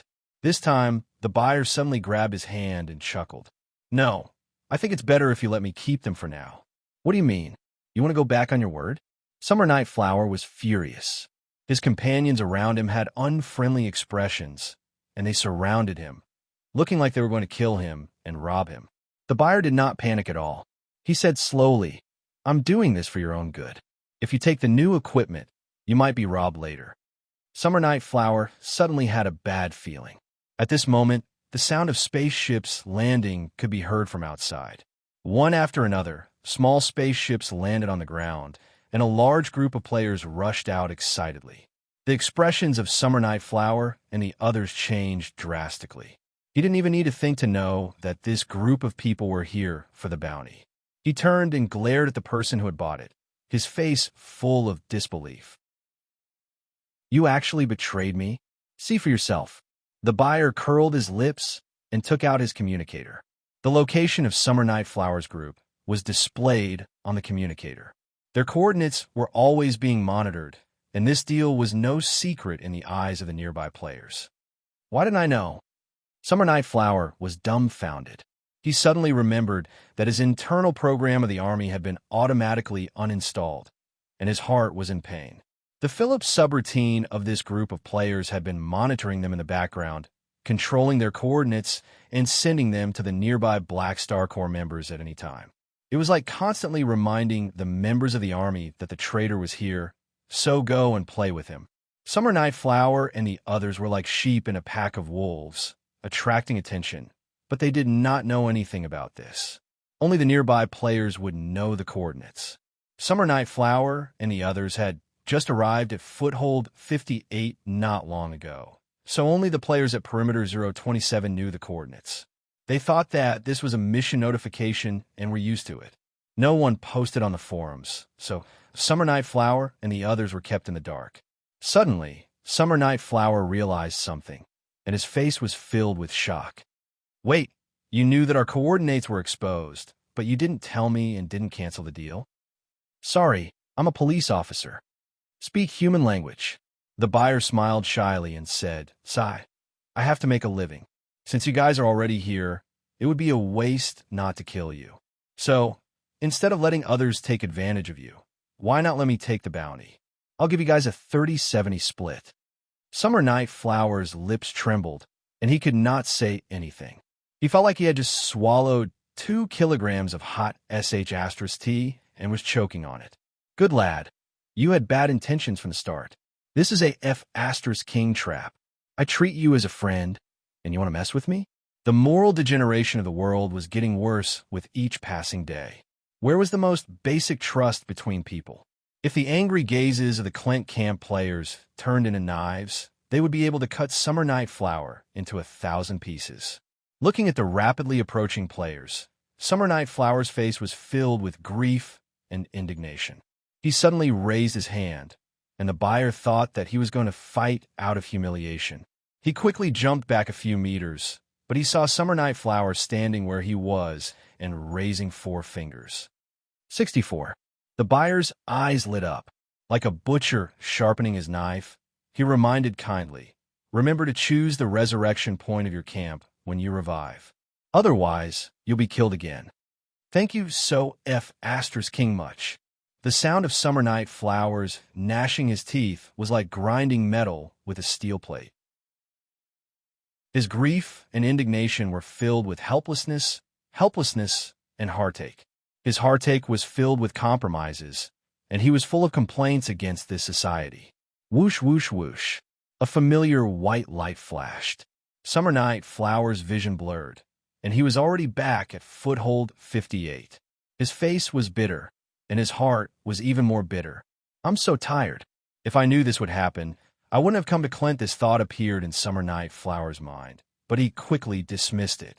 He took a few deep breaths to calm himself down and convince himself to believe in his speculation. Although the path was full of twists and turns, he still believed that the future of the Clink camp was bright. I'll definitely be able to earn back the losses I've suffered now. Summer Night Flower cheered himself on and then left the resurrection point. He did not want to become a rabbit that would be used to wipe black bears, or be used by his revived companions to vent their anger. This time, a friend message popped up on the interface. It was a message from a buyer. Leave your goods with me for now. Find a time to meet again. Let's meet again next time. Summer Night Flower was so angry that his nose was about to become crooked. Meet with you, monkey? This is a trap. Do you want to screw me over again? F***CK off. Refund the money. Han Xiao also saw this small disturbance among the players on the forums. A player posted a post to show off that he had killed the traitor first. He felt that it was worth praising and used the faction interface to transfer a lot of ANAs and experience to the player. Summer Night Flower's analysis post was pushed to the top again, and many people mocked him. Summer Night Flower defended himself, saying that it was not a big deal that he was killed and that it was just a normal faction battle. The storyline would prove that he was right in the future. This was very Kong EG. A day later, Rexsun gathered his troops and attacked Stronghold 58 in a grandiose manner. With Han Zhao's current experience, this kind of small galactic battle of a single foothold was very common. The fleets of both sides tested each other, shot at each other, contacted, and killed. He did not need to observe the battle to know that this was the working process. The fleets were fighting fiercely. Han Xiao had been observing from the flagship and did not interfere. He also did not let Hela and Fu Ding, the two calamity grades beside him, participate in the battle. Seeing that there were countless casualties on both sides, he then looked at Hela beside him. Try the effect of absorbing the souls of the dead on the battlefield. Hela nodded. Her eyes slightly closed, and a red light flashed in them. Then a thick black and red energy spread all over her body. It was as if her body had grown 20 centimeters taller. Her aura was hundreds of meters tall, cold, vast, and solemn like an ancient god. In a vast galactic battlefield, in the countless spaceship wreckages floating in space, a gray aura appeared, forming countless gray snakes that spanned thousands of kilometers and gathered in Hela's hand like a whale swallowing a rainbow. The remaining mental energy of all the soldiers who died on the battlefield was absorbed by her. Hela let out a breath like an arrow. She clenched her fists and said, "The strength and range of my Esper ability have both increased. It's at least equivalent to half a year of my ability development. It's good that it's effective." Han Xiaoxin was overjoyed. This was good news. The faster Hela formed, the sooner she could help him suppress the situation. He could let Hela help him deal with some unimportant enemies. Hela's unique shortcut method, he decided to call it picking up gray souls. Its nature was like the dark North divine art, draining others dry and accumulating internal energy. It was also a cheat. Right at this time, an abnormal energy suddenly erupted in the middle of the battlefield. 3 calamity grades flew out from the fleet of Foothold 58. The intervention of high-level combatants immediately broke the balance of the battle strength, becoming a point that Rexsun's troops could not handle. They were originally at a small disadvantage, but now they were forced to retreat. Why are there 3 calamity grades? According to the intelligence, there's only Menudo. In the flagship, the adjutant's face was filled with shock. However, not only did Rexsun not panic, he even laughed. 3 is useless. With Black Star here, not to mention 3 calamity grades, even if there are 30. Rexsun paused. Although he was very confident in Han Xiao, he still did not dare to flatter him too much. He coughed and changed his words. Even if there are 13, His Excellency Black Star will still kill them. They will only help us increase our achievements. Right at this time, the view window of the flagship zoomed in and focused on Menudo. Menudo made a provocative gesture at the flagship. Then, the flagship received a video message from Menudo. His pale face appeared on the screen. His forehead was covered in cold sweat, and his arrogant expression looked very awkward. Black Star, I know you're inside. Don't hide. I'm not afraid of you. The 3 of us grade A supers are challenging you here at the same time. Do you dare accept? Ha ha ha. At the end, Menudo laughed stiffly 3 times. Cold sweat rolled down his face. If one looked closely, one could see that his face was twitching nonstop as if he was about to cry. It was as if he was barely able to maintain his fierce expression. The people in the command room of the flagship had strange expressions. Although the enemy was threatening them, why did it feel like they did not have much confidence? Han Xiao face-bombed. Using such lousy acting skills to provoke me. Are you serious? Rex Sun turned to look at Han Xiao and said respectfully, Your Excellency Black Star, we are unable to deal with a calamity grade super. Please help us. The way he saw it, it would be a piece of cake for Han Xiao to kill 3 normal calamity grade supers. However, Han Xiao shook his head and patted Hela's slender waist. I'll leave these 3 to you. Facing 3 opponents of the same level alone, Hela did not show any hesitation. She turned around and prepared to fight. She was not someone who was afraid of difficulties. She liked to face them head-on.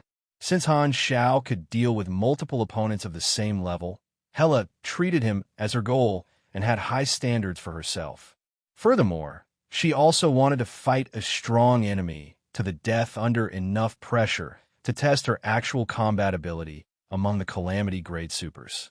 Menudo and the other 2 attacked the battleship while waiting for Han Xiao to fight. To Menudo, every second was torture. It was as if he had stepped onto the execution ground and was just waiting for the guillotine to fall. If not for Jode's order, he would have turned around and run. Jode was also observing the battle through the remote video, waiting for Han Xiao to make a move. This time, a dark red meteor appeared in their vision. It was extremely fast and crashed toward them without saying anything. A grade A cannon master beside Menudo opened fire from afar, and high-energy particle beams bombarded the dark red meteor, slowly reducing its speed. However, the next moment, this cluster of dark red meteors suddenly exploded, releasing thousands of red energy beams that seemed to cover half of the battlefield. The energy level was extremely thick and dense. Like 1,000 giant pythons, they crashed into the Bloodshed Land fleet and swung their heads crazily like whips, executing an AoE attack.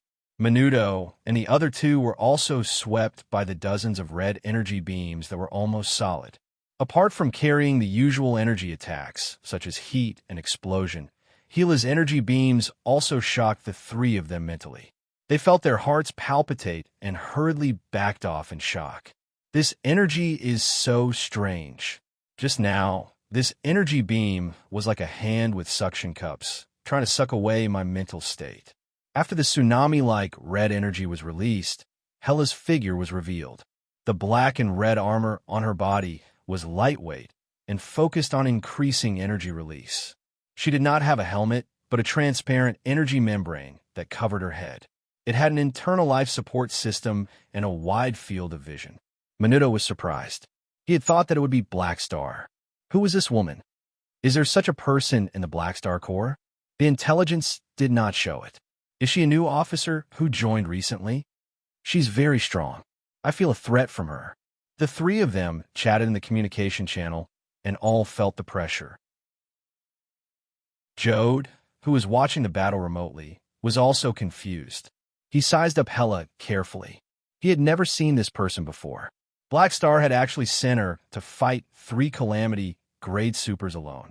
Did he believe in her strength? The Black Star Corps is really full of talents. Jode clenched his teeth. Seeing that Black Star was not attacking, he had no clue either. He could only signal Menudo and the others to fight Hela to find out more. At the same time, the others on the battlefield also noticed the confrontation between the high-level combatants. The participating Black Star Corps players saw Hela's appearance clearly and were shocked. Hey, this beauty looks a little familiar. I remember now. Isn't this Hela who appeared in version 10 and version 20? She's someone I know. Yes, it's her. I thought she was dead in version 30. She's still alive and seems to have become very strong. She disappeared in the middle and late stages of version 20. When did she join our army? If I remember correctly, Black Star infiltrated the Germinal organization in version 10 to save her. She seems to be the army commander's old lover. Oh, Chapter 725. On the battlefield, Hela released dark red energy and fought with Menudo and the other two. Facing three Calamity-grade supers at the same time, Hela felt the pressure and clenched her teeth. Relying on the uniqueness of her Death Esper ability, she barely managed to deal with the three of them. Han Shao observed for a while and understood Hela's actual combat strength. These three enemies are normal Calamity-grade supers around level 180. Hela's current strength is above average at this level. She still lacks some experience fighting Calamity-grade supers. However, with her unique ability, dealing with two at the same time is her limit. 3 is too much for her. Han Shao nodded in his mind. Although Hela was now qualified to participate in the battles at his level, she was still a distance away from becoming the capable assistant that he wanted. However, with her growth, this gap would be closed very quickly. While he was thinking, Hela gradually fell into a disadvantage, and the situation became more and more passive. Han Shao was not worried about Hela's safety at all. Not only did Hela have the molding talent lock health, but she also had Aurora by her side. It would be difficult for her to die, even if she wanted to. At the same time, on the battlefield where the fleets of both sides were fighting, a small incident that Han Shao did not know about happened. A small bloodshed land assault spaceship was fleeing in all directions on the battlefield. It was being chased by dozens of Black Star Corps spaceships. "Run, they're coming again." The shield of the spaceship was continuously hit by the laser cannons, and the interior of the spaceship was shaking nonstop. The red alert was as thick as blood. On the spaceship, Summer Night Flower and the others were sweating profusely and panicking. They were being chased by a large group of Black Star Corps players. In the middle of the battlefield, Philip sent their coordinates to all the army members. Many of the participating players saw this and immediately chased after them excitedly. The nightmare of Summer Night Flower and the others arrived. No matter how they changed their positions, they were all displayed on the detectors of the army players. Originally, it was very normal for players from opposing factions to fight each other. However, the problem was that in this battle, the number of players from the Black Star Corps was more than 100 times that of Summer Night Flower's side, resulting in a one-sided result. Summer Night Flower and the others were chased by the army players like dogs. Summer Night Flower was in a terrible mood. He regretted coming to Foothold W58. If he had known, he would have applied to be transferred to another foothold that would not encounter the Black Star Corps. The Black Star Corps was full of bad people. They were ruthless, and he was afraid. As a player of the enemy faction, he decided to avoid the Black Star Corps in the future. Even if he went to a remote stronghold and activated single-player mode, the game experience was much better than being chased around and spawn-camped. Right now, he felt like an innocent woman who had fallen into a wolf's den. He felt extremely humiliated as he was repeatedly raped by the vicious, cunning, and ferocious Black Star Corps players. While Summer Night Flower and the others were being chased around by the army players, the battle between Hela and Menudo and the other two was reaching its climax. The few of them kept changing the battlefield, shuttling back and forth between the various areas where the fleets were fighting. Explosions occurred one after another, and there were casualties. Gray souls entered Hela's body one after another to replenish her energy. So, this is my current limit. While fighting, various thoughts flashed through Hela's mind. This was the first time she had engaged in a life-and-death battle with a Calamity-grade super. She quickly absorbed the battle experience and had a clear understanding of her own combat strength. All along, her sparring partners had been experts like Ames and Han Shao, and she had been completely suppressed. Now that she was fighting with an ordinary Calamity-grade super, although Hela was at a disadvantage, she felt extremely satisfied. Only by fighting back and forth could she unleash her full strength.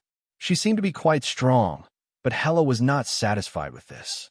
It's actually so difficult to deal with 3 enemies. Han Shao can fight 10 enemies alone. There's still a huge gap between me and him. Hela clenched her teeth. She viewed Han Shao as a goal to catch up to. Now that she felt that it was difficult to deal with 3 enemies, she had a deeper understanding of Han Zhao's combat strength. If it was him, the battle would probably have ended by now. Hela could feel the difference between the two of them. She clenched her teeth and increased the output of her energy again. The dark red energy in the sky was like a rainbow. Even the data of the surrounding spaceship detectors showed a rainbow of energy fluctuations. On the other side, Menudo and the others were also communicating in the communication channel. This woman's ability is very strange. It gives me the feeling of a necromancer, but it's not quite the same. Her energy can affect both the physical and mental aspects at the same time. After being hit, there will be a situation where the activity of the cells will be suppressed, weakening the efficiency of the cells to produce energy. This is like my vitality is being suppressed. Staff Officer Jode, what do you think? Menudo asked.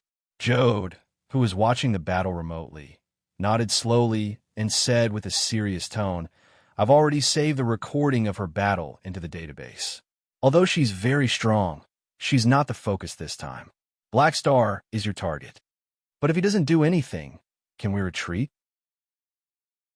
Menudo asked impatiently. He did not want to stay around Black Star for even a second. He's not doing anything. Maybe he's training his subordinates, or maybe there's another reason. Jode said with a deep voice, Increase your attacks. As long as you cause this woman's life to be in danger, Black Star will definitely do something. Aren't you just asking us to die? Menudo complained incessantly. The few of them fought fiercely for a while longer. Hela finally showed an opening under the suppression of the three parties. Menudo's launcher teammates saw the opportunity and fired an annihilation particle cannon that was stacked with God knows how many explosive skills, destroying Hela's hasty defense head-on, shattering her armor and sending her flying. Up, Hela grunted and finally stabilized her body that was rolling in space. Her body was covered in black wounds, and half of her left shoulder and half of her neck had disappeared without a trace. If it was an ordinary person, they would have died long ago. Even a calamity grade with tenacious vitality would be heavily injured. Menudo's teammates were about to follow up with another attack, but Menudo was alarmed. He slowed down his flying speed and fell behind. Hela took a deep breath. Suddenly, a thick platinum light burst out from her eyes. Her wounds wriggled on their own, and her cells rapidly multiplied to repair her body. The flesh that was missing from her neck and left shoulder grew back in the blink of an eye, and her damaged armor revealed her white and tender skin. Her entire body was filled with energy, almost returning to her peak state. In the flagship, Aurora's eyes lit up at the same time. After Hela recovered, the light in Aurora's eyes slowly disappeared. She took a few quick breaths, as if she had used up a lot of energy. Hela's and Aurora's Esper abilities had a special reaction. Through their blood relationship, Aurora had built a life force connection between the two of them. As long as Hela's injuries were too severe, Aurora would transfer her life force and perform remote healing. As long as Aurora still had energy, Hela would be able to share in her terrifying recovery ability. The effect was similar to Han Zhao's Aurora character summon card. Hela fought, and Aurora healed. The number of times she healed depended on Aurora's stamina. It was only in terms of endurance that she was slightly weaker than Han Zhao's health and mana. When the two sisters worked together, they were almost invincible. Jode was stunned, and his expression changed slightly. This scene reminded him of Black Star. Black Star also had such terrifying recovery ability. Could it be that this red-haired woman in front of him had a special relationship with Black Star? Could she be his daughter? Originally, Jode did not pay much attention to Hela, but now he felt that he had to collect more information about her. Menudo and the other two were also stunned and did not move forward. Hela felt that she was full of energy. Instead of being happy, she was angry and frustrated. She had always been trying to prevent Aurora from getting hurt, but now, because of her negligence, Aurora had to consume her life force to heal her. She felt that she had failed in her duty. Although Aurora had an endless supply of life force and could quickly replenish it, because of her experience in the Germinal organization, Hela was still very wary of this matter. Just as Hela was about to attack in anger, a large hand suddenly pressed on her shoulder. She turned around and saw that it was Han Xiao. All right, if this continues, it will become a war of attrition. There's no value in training anymore. Han Xiao's finger lightly tapped on Hella's cheek. Nanoparticles spread out from his fingertips and formed a helmet, replacing Hella's damaged face shield, allowing her to enter the communication channel. Hella heard this, clenched her teeth, and said, I understand. Leave this to me. Han Xiao turned around and looked at the three nervous calamity-grade supers in the distance. Menudo was panicking, and Black Star finally made his move. This time, Han Xiao's eyes moved as he suddenly thought of something. The enemy knew about his battle record, but still tried to provoke him. They were probably trying to force him to make a move. The reason for doing so was definitely not to give him a head out of kindness. Thinking about the nervous expression on Menudo's face when he provoked him, Han Xiao thought for a moment and realized that this was definitely Jode's idea. This guy had used Cisco's psychic weapon to ambush him 2 months ago, and he had been going back and forth to the Palace of Hidden Spells. He had not participated in any battles for 1.5 months, which made the enemy nervous. Jode wanted to use this opportunity to test his current state. Thinking about this, Han Xiao had an idea. He did not make a move immediately, but connected to Menudo and the other's communication channel. Are you sure you want to fight me? I don't know if this is your original intention or if someone ordered you to do so, but you have to think carefully. This is going to kill you. Menudo swallowed, and the other two did not say anything. Jode did not want to be discovered by Han Xiao, so he only listened. I'll give you a chance now. As long as you surrender and announce that you are leaving Bloodshed Land, I won't do anything to you. How about that? Han Xiao said. You want me to betray Bloodshed Land? Dream on. The Grade A Cannon Master among the three of them shouted angrily and immediately opened fire. Han Xiao did not move at all. More than 300 Watchers packed floating guards appeared and formed a psionic shield like a blooming lotus, easily blocking the attack. Han Xiao shook his head and purposely said, What's so good about Heber? Is there a need for you to be so loyal to him? Only he's worthy of me following him. You think you could be compared to His Excellency, Tyrant? This Cannon Master sneered. He was a direct member of Bloodshed Land, so his loyalty was basically at the maximum. Han Xiao narrowed his eyes and did not say anything else. He summoned the Mech Legion and attacked fiercely. They swept across the entire battlefield like a wave and destroyed all the fleets. Facing the mechanical army that covered the sky, Menudo felt suffocated and complained at his heart. He wished that he could drag this out a little longer, so he could only bite the bullet and fight. Han Xiao activated apostolization, and dark blue psionic energy flowed all over his body. He personally joined the battle and secretly changed the rhythm of the battle, increasing the attack frequency of all the mechanical soldiers. For this reason, he did not hesitate to reduce the hit rate and purposely showed his impatient fighting style. If it was an ordinary person, they naturally would not notice this detail. However, he believed that with Bloodshed Land's artificial intelligence analysis ability, they would definitely be able to notice these subtle changes. Sometimes, using a smart person was easier than using a rash person. As long as he used the details to mislead the other party to the conclusion that he wanted the other party to know, the other party would be easily fooled. If the other party was not careful enough, Han Zhao's disguise would be like throwing flirtatious glances at a blind person. A smart lie was 90% true and 1% false. What Han Xiao wanted was to let Jode guess that he would not be able to casually attack and show his weakness. As for the reason, it was to take this opportunity to withdraw from the secret war and focus on cultivating leaks. This was the most important thing at the moment. Be it leveling up to beyond Grade A or suppressing the soul embryo, it would require a huge amount of experience. He was not interested in waiting for his subpersonality to be born. Making it unable to form was the best way. After Han Xiao attacked, the battle became one-sided. Under the 3 true damage of legendary battle technique, the Cannon Master was quickly torn apart by the mechanical soldiers, and the head of another teammate of Menudo's was blown off by Han Xiao. Menudo was the only one left alive. Menudo panicked and hurriedly sent a message. Wait, I surrender. Hearing this, Han Xiao told the Mech Legion to stop. With a wave of his hand, he grabbed Menudo from afar through the mechanical suit's traction force field. Menudo did not dare resist and allowed the mechanical soldiers to control him. You made the right choice. Han Xiao smiled. Menudo nodded. He had thought it through. Jode clearly did not care about his life or death. He would die sooner or later if he stayed in Bloodshed Land, so he might as well surrender. Furthermore, he had no other choice if he wanted to live. Escape from Blackstar's hands? I'm not Hardaway. I can't do that.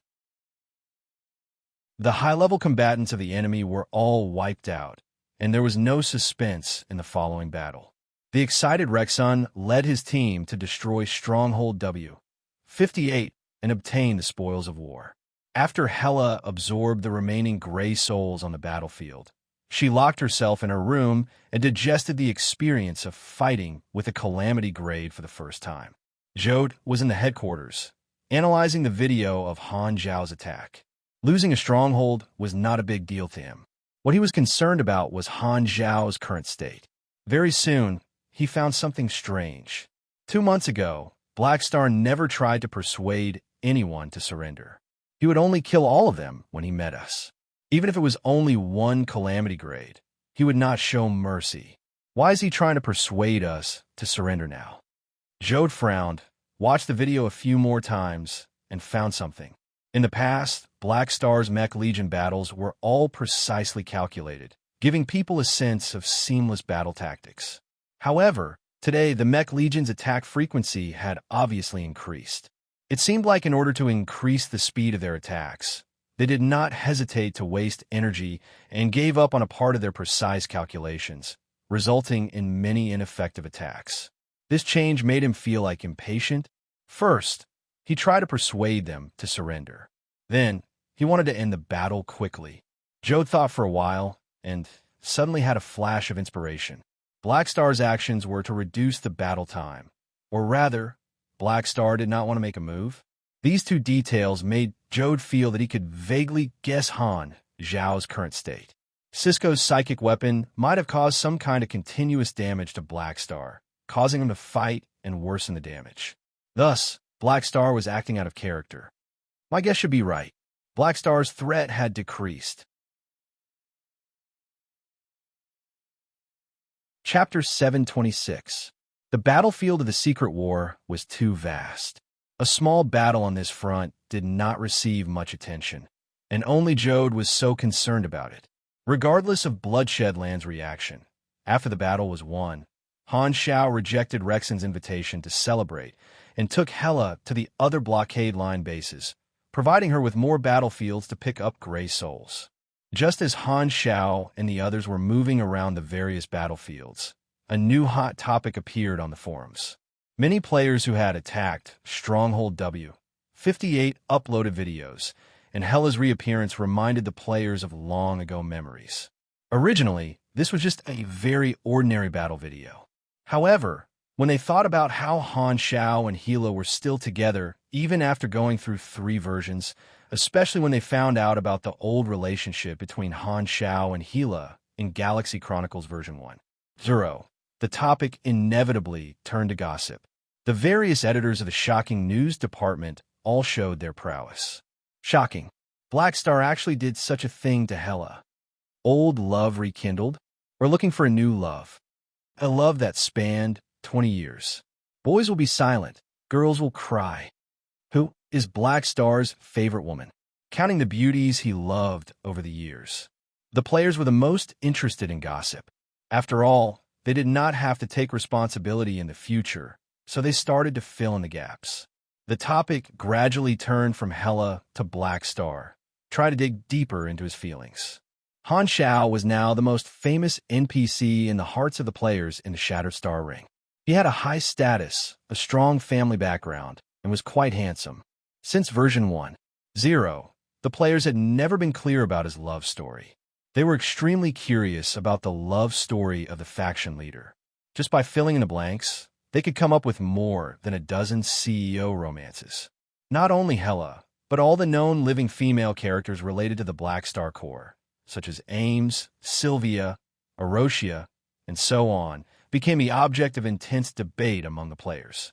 On the forums, the supporters of the different female characters split into several factions and argued with each other. Hela has known each other the longest. It's obvious that they've rekindled their feelings for each other. Bah, the young plum is no match for the heavens. The Dragon Emperor faction will never be a slave. What do you know? Sylvia is the king. This is the nurturing element. The Haluz party laughed, but said nothing. The Harmon faction refuses to accept this and will chop off your heads. Come on, you guys are very weak. Greetings from the Philip gang. The Fu Ding gang has announced their withdrawal. Fu Ding is our husband. Black Star, you're not worthy of her. The Gold Daiko gang hugged the little salted fish tightly and didn't dare to speak. At this time, Aroshia is still on the way. The germinal organization leader is watching you silently from heaven. It's not that I'm targeting anyone, but everyone here is like a younger brother to me. The hot topic on the forums increased the popularity of the many officers of the Black Star Corps. As the main character of the topic, Black Star received a wave of praise. The gossip of big shots was always popular, and Han Xiao did not pay much attention to it. Such gossip topics would appear on the forums from time to time for the players to entertain themselves. Regardless of whether there was a conclusion or not, it would not have any effect. The only substantial effect it would cause would be to indirectly increase the production of dungeons. After passing through a few blockade lines, Hela picked up gray souls, and her combat strength increased rapidly. In just half a month, her energy rank increased by more than 400 ona.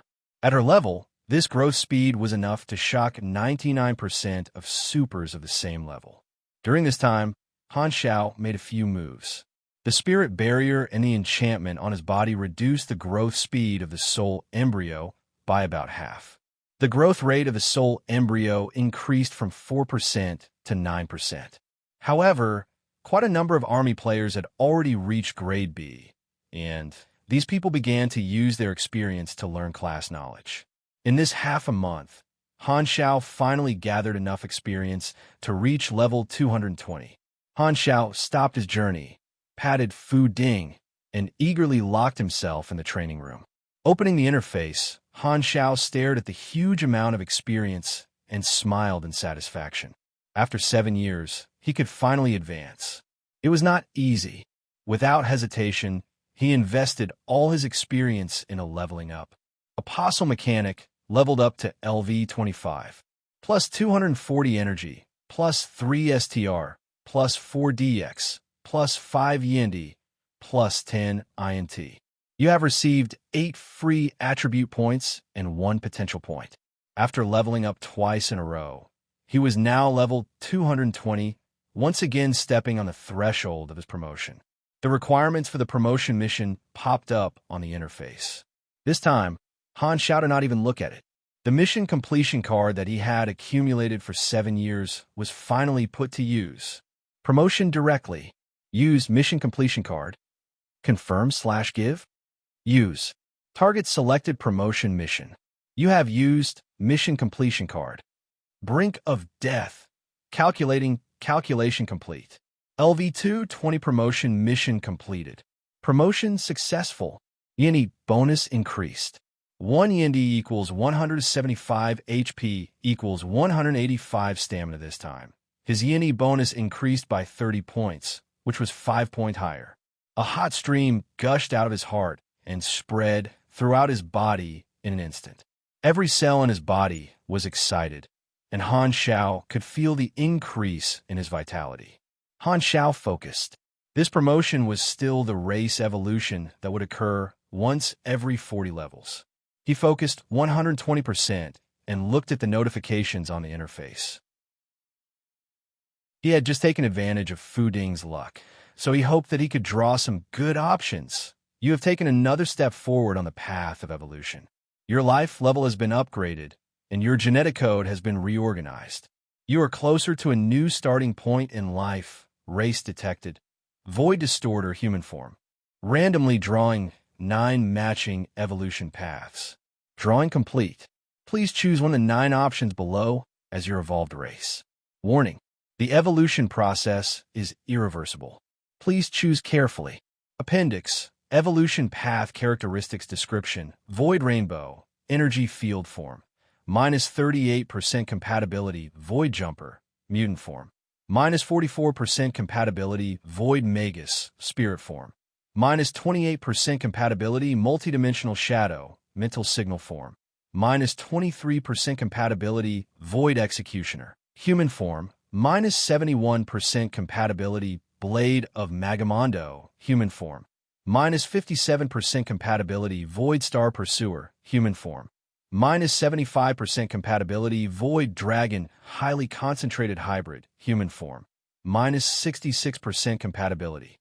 Saint Universe Human Race, Gene Limiter removed. -54% compatibility. Staring at the 9 options in front of him, Han Xiao had a headache. It was not that these options were bad, but they were too good. It was difficult for him to choose. Because he had once consumed the Void Lord's core, Han Xiao had directly skipped an evolution stage.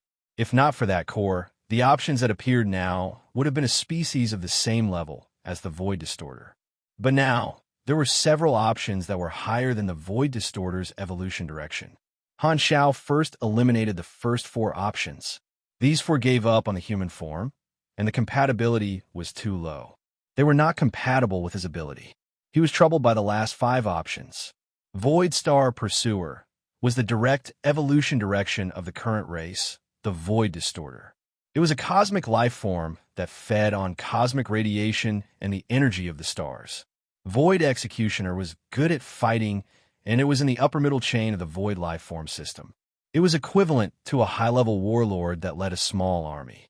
Mago Motor was a Void Lord recorded in history. It used Void energy to transform powerful Void warriors, creating a special elite troop type, which was the Blades of Mago Motor. It was very powerful, and if one had to describe it, it was like a fierce general who could fight 1 against 100, qualified to fight 1-on-1 in front of formation. High-density Void Dragon Hybrid should be the evolution direction brought about by the Void Dragon Marrow that he had consumed before.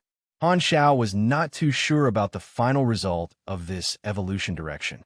Would the overbearing Void Dragon genes eventually rewrite his own genes and turn him into a Void Dragon or some other strange aberration?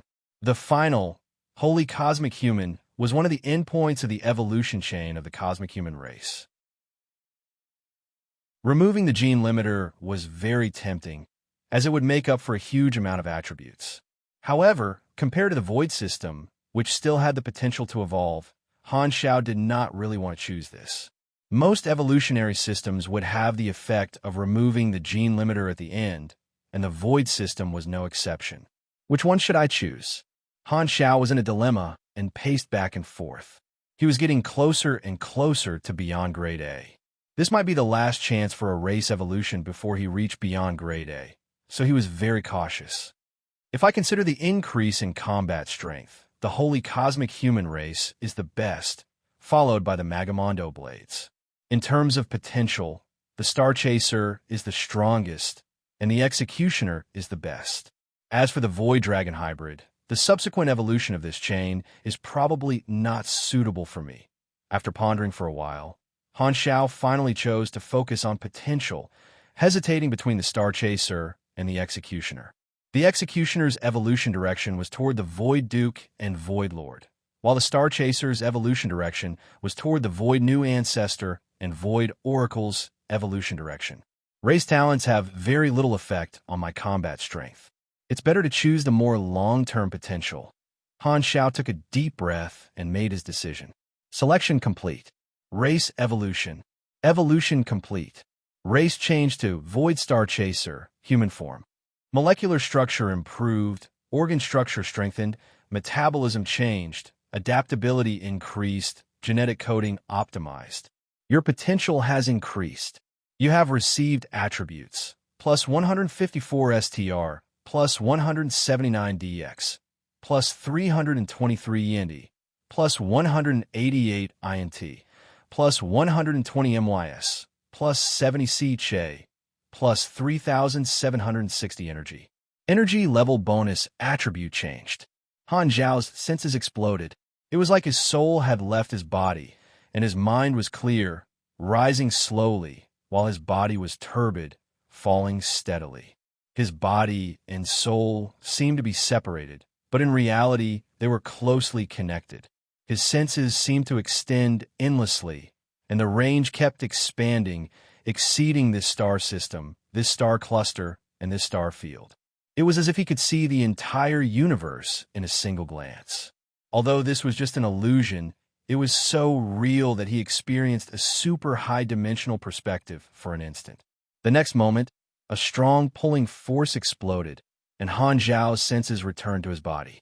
His body structure was rapidly transforming, and the pain was unbearable.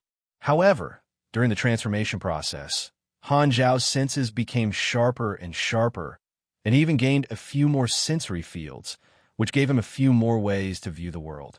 Although everything in front of him did not change, in his senses, it was already completely different. Finally, the pain subsided, and Han Zhao let out a long breath. Extremely small energy crystals were wrapped in his breath, flashing with grayish-blue light. As soon as the species transformation was completed, Han Zhao took out a mirror and confirmed that nothing strange had grown on his body. His hair wasn't bald. It was still very thick. His appearance was still as handsome as ever. Her figure. Nice. Tail. Fortunately, it hadn't grown out yet. Han Zhao nodded in satisfaction. Although he was no longer a human, he still wanted to look like a human due to aesthetic reasons. After examining it from head to toe 3 times, Han Zhao opened the interface and invested the remaining EXP into leveling up. After the advancement, the experience required to level up once again skyrocketed, but he only managed to level up by 1 level. As cosmic life forms, star chasers had extremely strong physiques. Hence, the race evolution had increased their attributes a lot. He opened his personal attributes and checked his changes.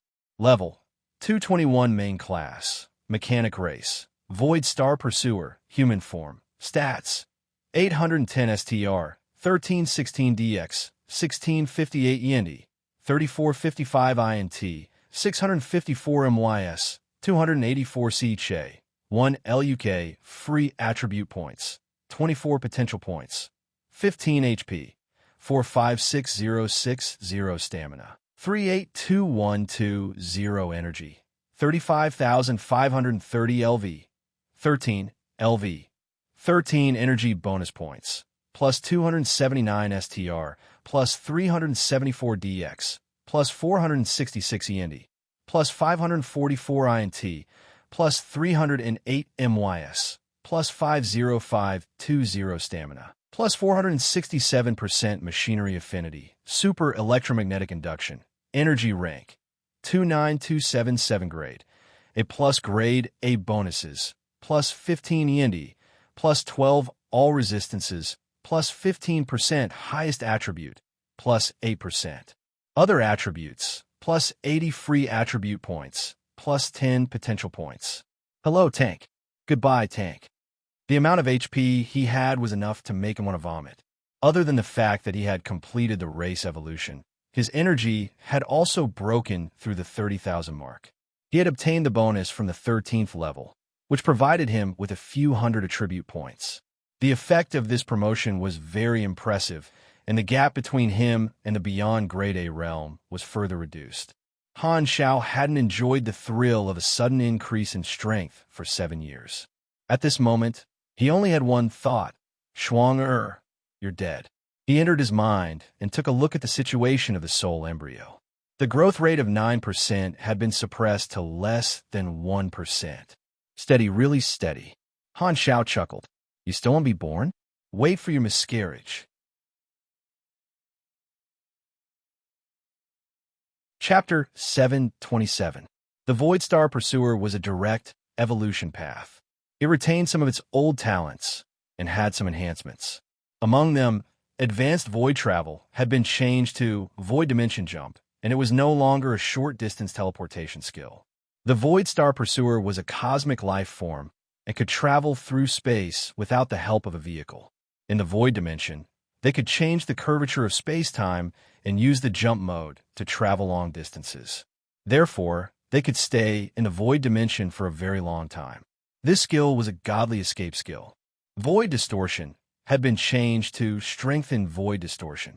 Its power had been increased, and it was easier to use. The cooldown had also been reduced. Void Molt's name had not changed. It was still a full attribute buff, but its actual effect had been strengthened. Void Ripple talent had disappeared. 3 of the 4 old talents were retained. There were 2 new talents, both of which were the core abilities of the Void Star Pursuer. Radiation Absorption. The Void Star Pursuer could absorb the energy of the stars and cosmic radiation to survive and strengthen themselves. This was a basic characteristic of cosmic life forms. The first use of this talent was to allow Han Xiao to transform into a cosmic life form. He would be able to survive in the universe without the help of any equipment, just like a fish in water. The second use was that his cells would be able to absorb cosmic radiation for a long period of time and obtain a permanent increase in his attributes. The specific effects had not been tested yet, and Han Xiao was not sure how effective it was or if there was an upper limit. But no matter what, this was a new and stable growth path. It was also the talent with the most potential for the Void Star Pursuer. The universe was filled with endless radiation. It was like the universe had become a buffet table, and the flowing radiation was like free pastries that could be eaten as one wished. The other new talent was called Cosmic Environment Adaptation. There were countless high-energy radiation and particle streams in the universe, and the cosmic life forms lived in such an extremely harsh environment. Their bodies had very strong adaptability and defense. For example, the skin of the interstellar beast that Han Xiao had hunted before was so thick that it could cause one to despair.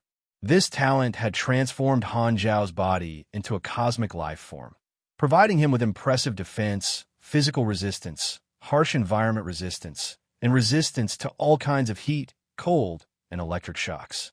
Han Xiao tested it out. His resistance to attacks had increased by nearly 2 levels, and his skin was gradually becoming thicker. It could be said that this was the most suitable talent for him as a meat shield. A Star Pursuer's innate skill is inclined towards support and defense. It's very well-rounded and suits my fighting style very well. Han Xiao was very satisfied with the Star Chaser's talent. After figuring out the changes after the advancement, Han Xiao finally had time to think about the next problem. He had been holding back his level 220 promotion for over 7 years, and now that he had finally completed it, his strength had skyrocketed once more. Han Xiao estimated that his beyond grade A limit would be around level 240. Although he was happy about his advancement, he knew that this was only one of the obstacles he had passed. There was still a long way to go. After passing the level 220 threshold, the experience required to level up soared once more. It was an astronomical figure. It was difficult for the Army's 1 million players to continue. After all, class knowledge and imparted skills were one-off transactions. The Army players had already learned many abilities, so their consumption demand had decreased. It was time to open up new league fields. The new players in version 3.0 were all seedlings that had yet to mature. They were thirsty for skills and knowledge. This was a brand new market. Blue Star is the old birthplace, and it's already in my hands. However, the new birthplace of the Shattered Star Ring in version 3.0 is not under my control yet. Han Xiao opened the star map. The birthplace of a new players was planet Deirdre, located in the Jellic Star Cluster. The players who were born, they were all newbies who joined in version 3.0. To Han Xiao, this was like opening a new server. The new players in version 3.0 would naturally not be as miserable as the Blue Star players in version 1.0. They were directly connected to the galaxy. Planet Deirdre was similar to a galactic transit station. It was surrounded by a star system rich in resources. Many large financial groups were stationed there to explore the nearby star zones. To the players, there were plenty of missions and resources. These new players who were born outside of the battlefield could travel thousands of miles to participate in the Secret War main storyline. They could also explore on their own and use the rich experience of version 3.0 to catch up to their levels. or they could participate in another main storyline. The Crimson Tide was the main theme of version 3.0, and the Secret War was one of the main storylines. In the other star clusters, all sorts of huge events were happening. In the Jellic Star Cluster, where planet Deirdre was located, the main storyline that the new players could come into contact with was the storyline of the Shattered Star Ring Mercenary League. This organization was the alliance organization that Sky Ring and the other large galactic mercenary armies had asked Han Xiao to lead them to establish 7 years ago. They felt the turbulence in the star field, so they gathered the mercenaries of the Shattered Star Ring and formed a super large mercenary alliance called the Pan-Shattered Star Ring Alliance, or the Mercenary Alliance for short. The Mercenary League had been established for a few years, and the effect was obvious. Under the Alliance's cooperation, the Mercenary League expanded to many star clusters. They accepted hundreds of mercenaries from dozens of civilizations and participated in many huge events. Han Xiao had already participated in this main storyline 7 years ago. Although he did not pay much attention to the changes in the mercenary world, the Black Star Corps was still one of the leaders of the Mercenary League and was one of the upper echelons of the Mercenary League. There's no need to worry about Blue Star, and planet Deirdre is easy to deal with. We just need to expand the Black Star Corps there. Han Xiao pondered. Planet Deirdre was located in the Jellic Star Cluster and was outside of the Army's business scope. However, with the status of the Black Star Corps, opening a branch on planet Deirdre was a piece of cake. He had used 3 versions to create the signboard of the Black Star Corps and left a deep impression on the players. He had a great advantage in recruiting new players. With so many people discussing the Black Star Corps on the forums, even the new players would be curious about the past of the Black Star Corps and yearn for the faction itself. Han Zhao's main goal in developing the Black Star Corps was to make it into a highly efficient tool for harvesting leaks. He did not even need to personally appear on planet Deirdre. If he wanted to become a beyond grade A super, he had to expand the scale of his leak farming. In his plan, recruiting the players on planet Deirdre was an important mission for the next period of time. The army can help me recruit new players, and I have to start preparing for becoming a beyond grade A super. With the shadow of the tyrant looming over his head, Heber was his biggest obstacle. The moment he became a beyond grade A super, he would have to face this strong enemy, and the two of them would definitely have to fight. This was not as simple as dealing with ES God's doppelganger or Thousand Shadows. He was about to face a true beyond grade A super, and the pressure was completely different. I have to nurture Hela while doing some valuable missions, Han Xiao thought to himself. Due to the soul embryo, he had sufficient reason to temporarily withdraw from the secret war and do his own things.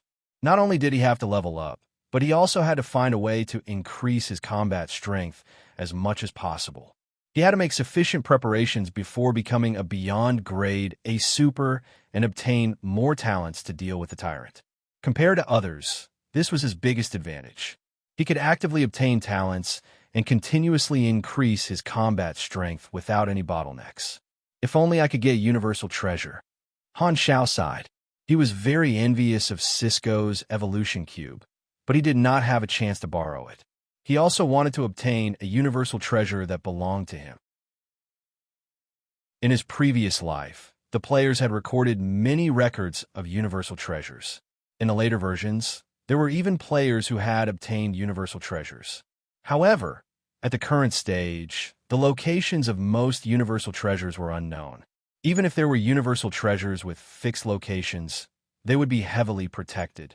If it was so easy to obtain a Universal Treasure, Han Xiao would have gone for it long ago. In his memories, there were 3 relatively well-known Universal Treasures in the Shattered Star Ring, and they were in the hands of 3 different star cluster civilizations. Psyker's Evolution Cube was a treasure that he had heard of before, but there were very few clues about. Currently, Han Xiao only knew of 1 Universal Treasure that could be obtained by him. At this point in time, this Universal Treasure was most likely still quietly waiting in the ruins of a civilization. The coordinates were the unexplored, flickering world.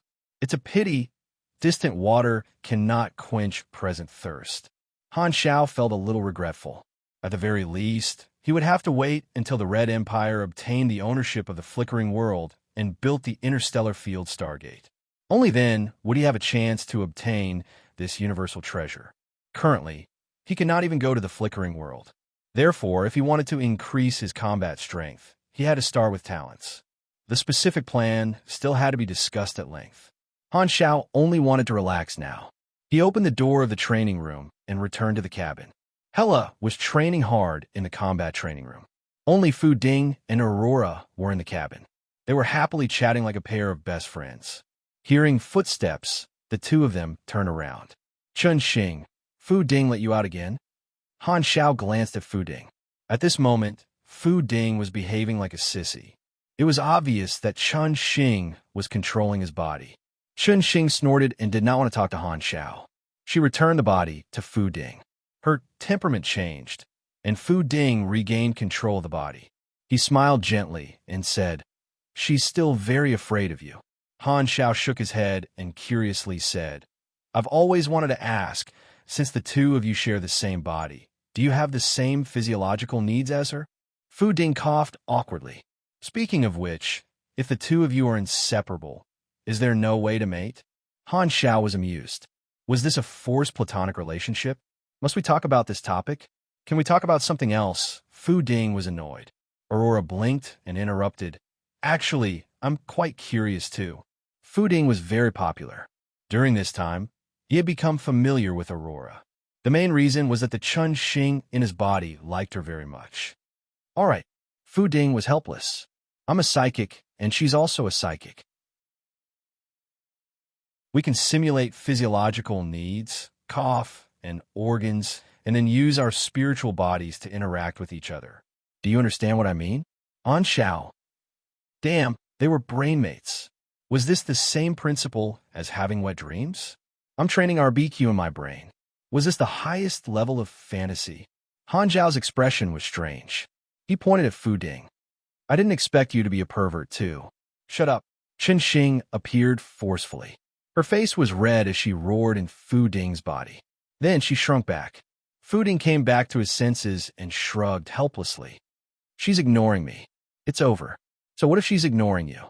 "She's living in your body. So where can she go?" "Anyway, she's already in your shape." Han Xiao was speechless. Aurora was laughing so hard that she was swaying back and forth. After a while, she finally stopped laughing. Wiping away her tears, she looked at Han Xiao and curiously said, "By the way, I just noticed that your life force has grown a lot stronger. You finally broke through the bottleneck?" Fu Ding's eyes lit up. He was overjoyed. For 7 years, Black Star's strength had stagnated. Now that he had improved again, it was undoubtedly great news at this juncture. "You can say that." Han Xiao nodded. "That's great. This way we still have hope." Fu Ding was overjoyed. Ever since he heard Austin's words, he had been worried about Han Xiao. At this moment, he could not help but heave a sigh of relief. Han Xiao chatted casually with the two of them for a while and felt much more relaxed. Then, he returned to his room to do business. He took out his communicator and sent the coordinates of planet Deirdre to Sylvia. He told her to send someone to set up a branch there and report the situation to him at all times. As the chief administrative officer, she was in charge of this matter. Sylvia knew that this meant that the army general valued this matter. After thinking for a while, Han Xiao sent a message to Bennett to check on Blue Star's situation. Chapter 728. On the Aquamarine Federation's mother planet, the Federation's first elementary school. In the classroom, many 7 to 8-year-old students followed the teacher on the podium and read aloud from their textbooks. Galaxy Calendar 694, the Blue Star had a great political unification movement. Under the influence of Black Star, the structure of society changed drastically, and the former 6 nations were replaced by the current Aquamarine Federation.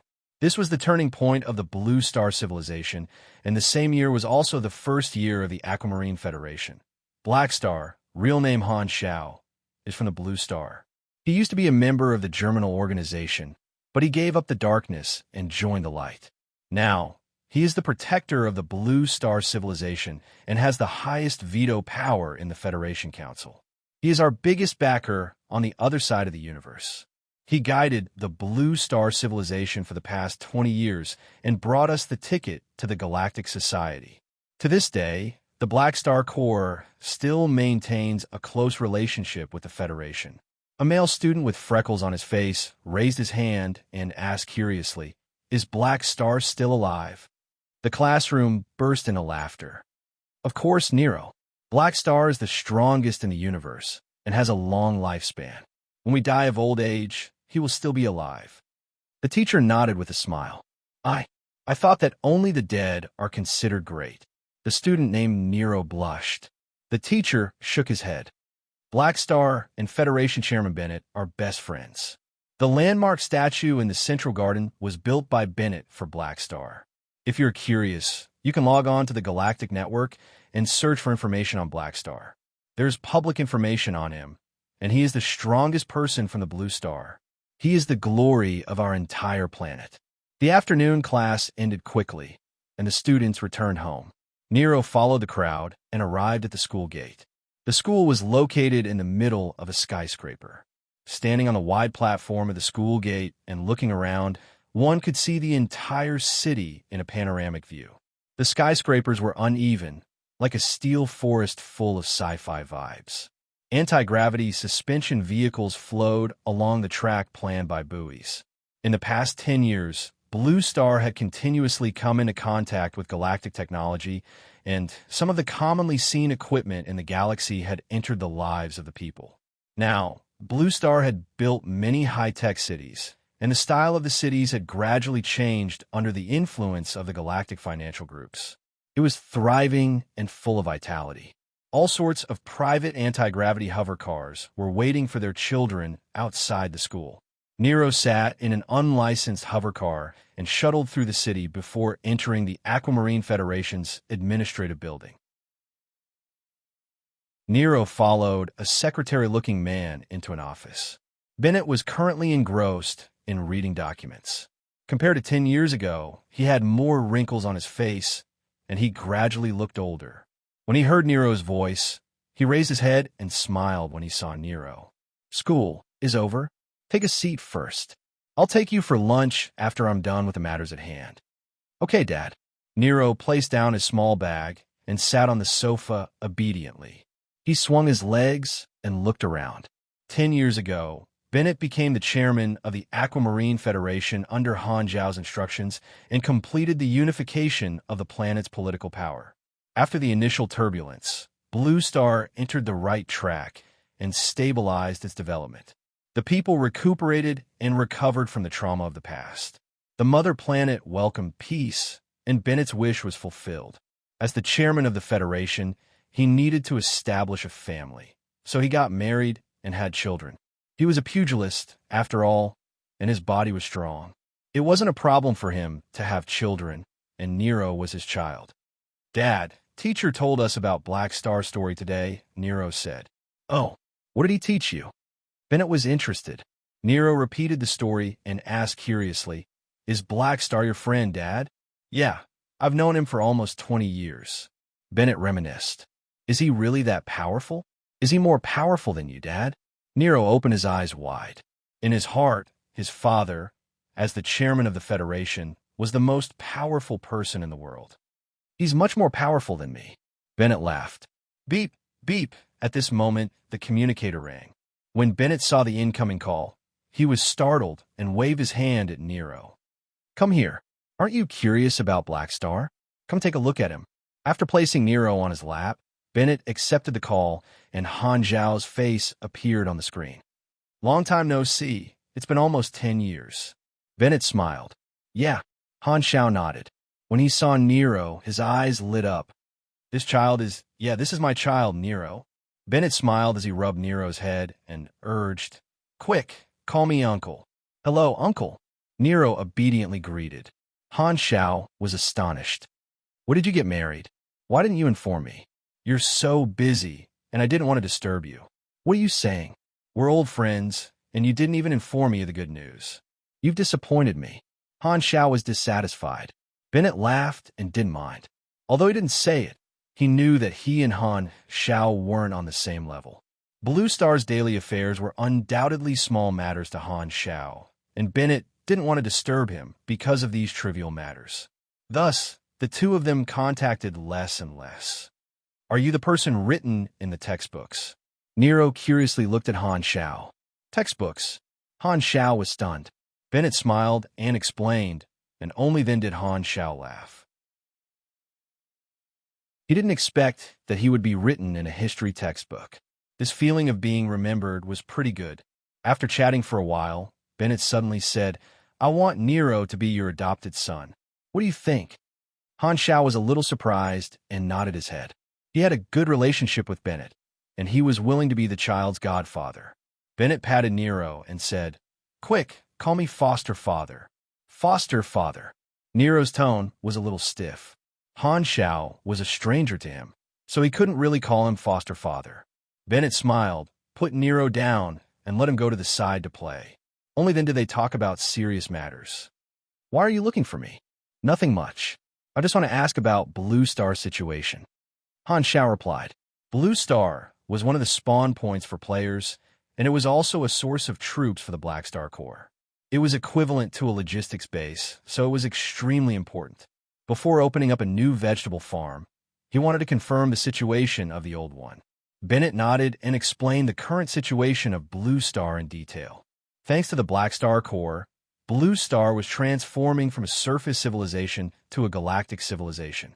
In recent years, they had been trying to colonize nearby uninhabited planets. A large portion of the newbies in version 3.0 were born in Blue Star and were recruited by the Black Star Corps.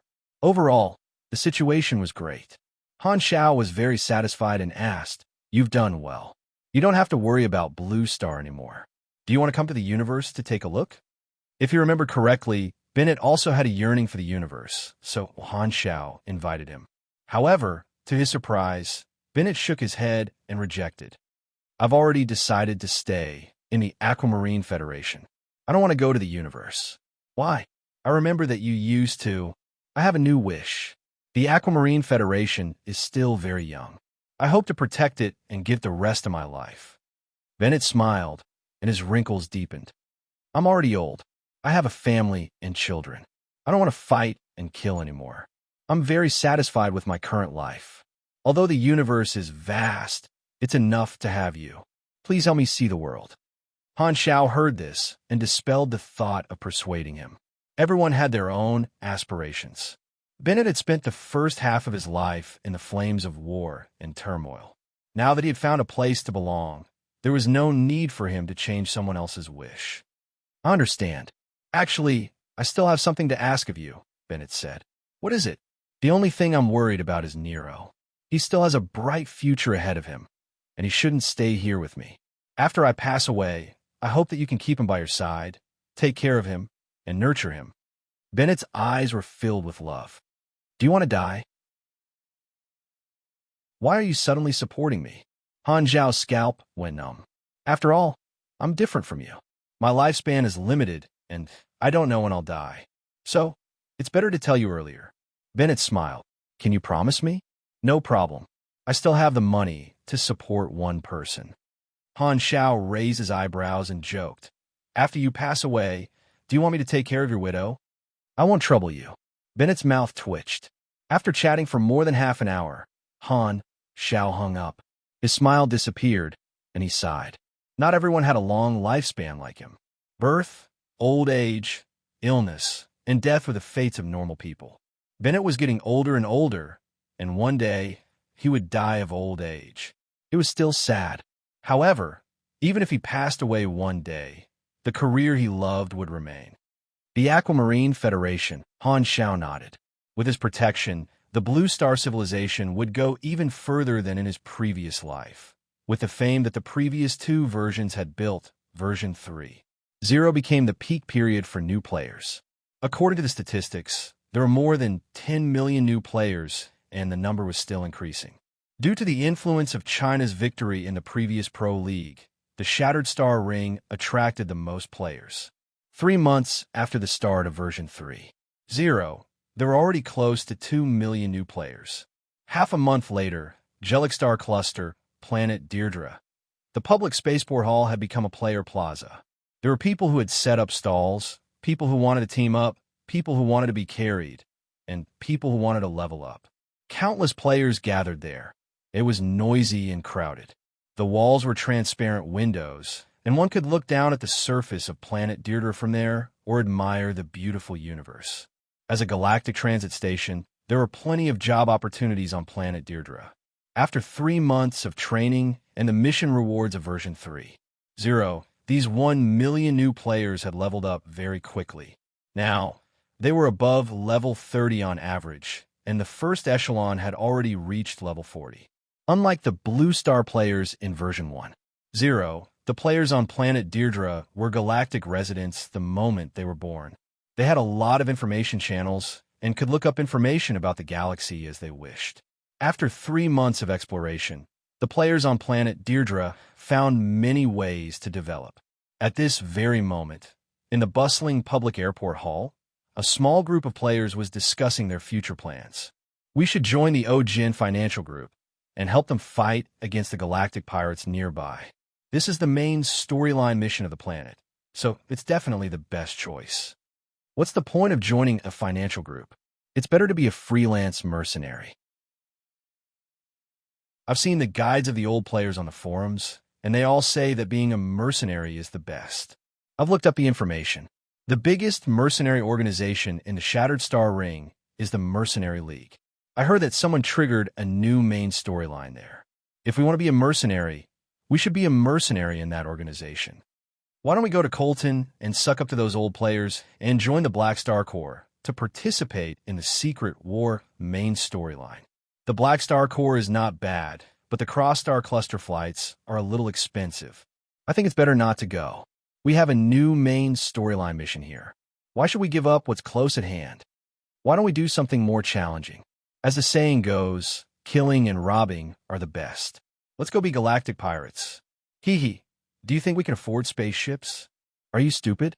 Since we're going to be galactic pirates, we can rob them even if we can't afford them. This small team of players discussed for a long time before suddenly realizing that the noisy environment around them had quieted down. The few of them turned around in shock. In an entire spaceport, be it players or NPCs, over 1 million people raised their heads and looked at the roof of the spaceport hall. Their mouths were wide open, and their faces were filled with shock. What's going on? The few of them also raised their heads, and when they saw the scenery outside the window, their eyes widened. An enormous armed satellite fortress had appeared out of nowhere and occupied the entire view of the roof. The spaceport was not even 1/20th the size of this armed satellite fortress. Over 1,000 battleships guarded the armed satellite fortress and slowly approached before stopping outside the orbit of planet Deirdre. The outer armor of these battleships had the same symbol drawn on it. As long as the players frequently read posts on the forums, they would not be unfamiliar with this symbol. This was the symbol of the Black Star Corps. The Black Star Corps had directly moved an entire satellite division over. The millions of new players in the spaceport hall could not believe their eyes and were confused.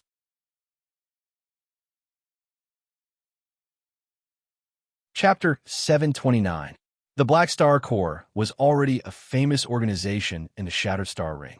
The sudden arrival of the satellite base caused a huge commotion on planet Deirdre. The Jellic Star Cluster had nothing to do with the Secret War. Regardless of whether it was the various financial groups on planet Deirdre or the 1 million new players, they were all curious about the Black Star Corps' intentions. Battleships flew out of the spaceport one after another and welcomed the Black Star Corps' satellite base. The various financial groups could not wait to send out communication requests to the commander of the Black Star Corps fleet. Very quickly, their requests received a reply. All the financial groups were pulled into a video conference channel, and Sylvia's face appeared on their communication screens. It was her, the Chief Administrative Officer of the Black Star Corps. As an important officer of the Black Star Corps, Sylvia was quite famous. Many financial groups knew who she was. Seeing such an important person leading the team, everyone felt uneasy and felt that the Black Star Corps had some ulterior motives. I am Sylvia, the commander of this fleet. Sylvia nodded and gave an introduction. Why did you suddenly descend without informing us? Are you trying to go against the rules of galactic commerce and snatch the business of planet Deirdre? One of the financial groups said with an unfriendly tone. The Ogen Financial Group was the largest financial group on planet Deirdre. The person who spoke was the person in charge, Carver. The others had similar thoughts as Carver. Planet Deirdre was a treasure trove to them, and they did not want others to touch it. Sylvia smiled and said, "Please don't misunderstand. Although the Black Star Corps is an armed organization, we will not use force to threaten legal financial groups. Furthermore, the business of planet Deirdre is not attractive to us. You can rest assured." Hearing that, the expressions of Carver and the others became unnatural. Planet Deirdre, which they treated as a treasure trove, was just a small profit in the eyes of the huge Black Star Corps. Sylvia's words clearly meant that she was not interested in such a small profit. This made Carver feel a little awkward. "Then, may I ask why you are here? You even moved a satellite fortress here. If I remember correctly, the Jellic Star Cluster is not the battlefield of the secret war," Carver said doubtfully. Sylvia cleared her throat and said, "As an important member of the Mercenary League, the Mercenary Department of the Black Star Corps has decided to expand our business in the Jellic Star Cluster. Planet Deirdre is the location of our branch, and we will be responsible for the employment in that area. You can also treat us as the Mercenary League's office. If you need manpower, you can apply to us." The eyes of Carver and the rest lit up. If the Black Star Corps did not interfere with the management of planet Deirdre and only expanded the mercenary business, it would be beneficial for them. If a reliable mercenary group was stationed on planet Deirdre, its security would improve significantly, and it would attract more people. Furthermore, with the Black Star Corps, they wouldn't need to look for those lousy mercenaries anymore. They would be safe. Currently, the Mercenary League was on the verge of monopolizing the mercenary business in the entire star field. Carver felt that since the Black Star Corps was a member of the Mercenary League, it was precisely for the sake of expanding the Mercenary League's business. "Understood. We have no objections." Carver let down his guard, and the rest agreed. "Very good," Sylvia said. "I have a favor to ask of all of you.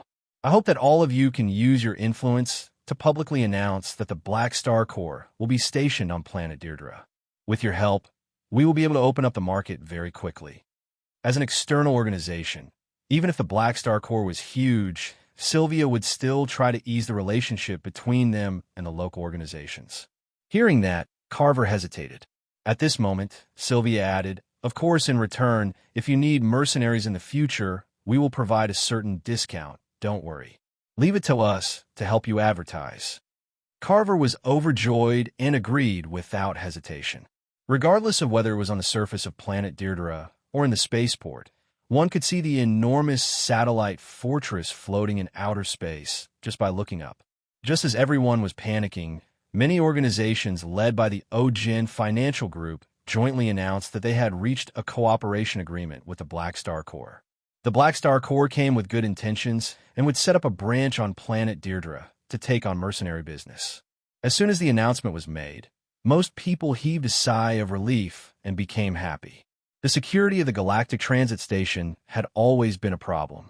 Perhaps the Black Star Corps would be able to improve the situation by stationing themselves there. Of course, not everyone welcomed the Black Star Corps. For example, the small mercenary organizations on planet Deirdre felt pressured. They could tell that their lives would not be easy in the future. Most of their business would probably be snatched away by the Black Star Corps. However, the Black Star Corps quickly announced that they were recruiting on a large scale, and local mercenaries would be given priority. All of a sudden, countless people joined the recruitment, especially the players on planet Deirdre. The topic of the Black Star Corps was always trending on the forums. Even new players had a certain understanding of the benefits, storyline, and deeds of the Black Star Corps. The Black Star Corps had already accompanied the players through 2 versions of the main storyline mission. Countless players had contributed to the growth of the Black Star Corps, and their deeds were recorded in the Galaxy Chronicles. The current scale of the Black Star Corps could be attributed to the players, which made some of the new players feel a sense of belonging to the faction. In the eyes of many new players, the Black Star Core was the majority of the players in the Shattered Star Ring. However, due to the region, many people did not want to travel all the way to Colton. Now that the Army's business had expanded to the Jellic Star Cluster, there was no longer a distance restriction. Many players no longer hesitated and joined.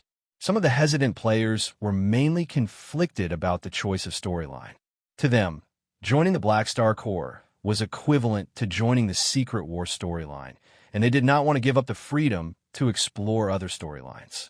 However, after listening to the explanation of the players who joined the Army, they realized that this was not the case. If they wanted to join the Secret War, they had to submit an application. If they were not willing, the Army would not force them, and they could choose not to trigger the storyline. If they did not participate, they would be normal mercenaries of the Black Star Corps, and they could choose their own missions and explore on their own. They would also enjoy the benefits of the faction. Furthermore, they realized that the Black Star Corps was the upper echelon of the Mercenary League.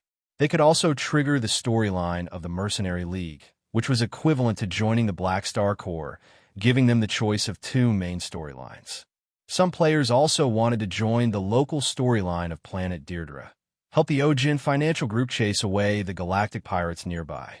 However, they were shocked to realize that the Ojin financial group actually canceled this mission, and the local storyline of Planet Deirdre had disappeared.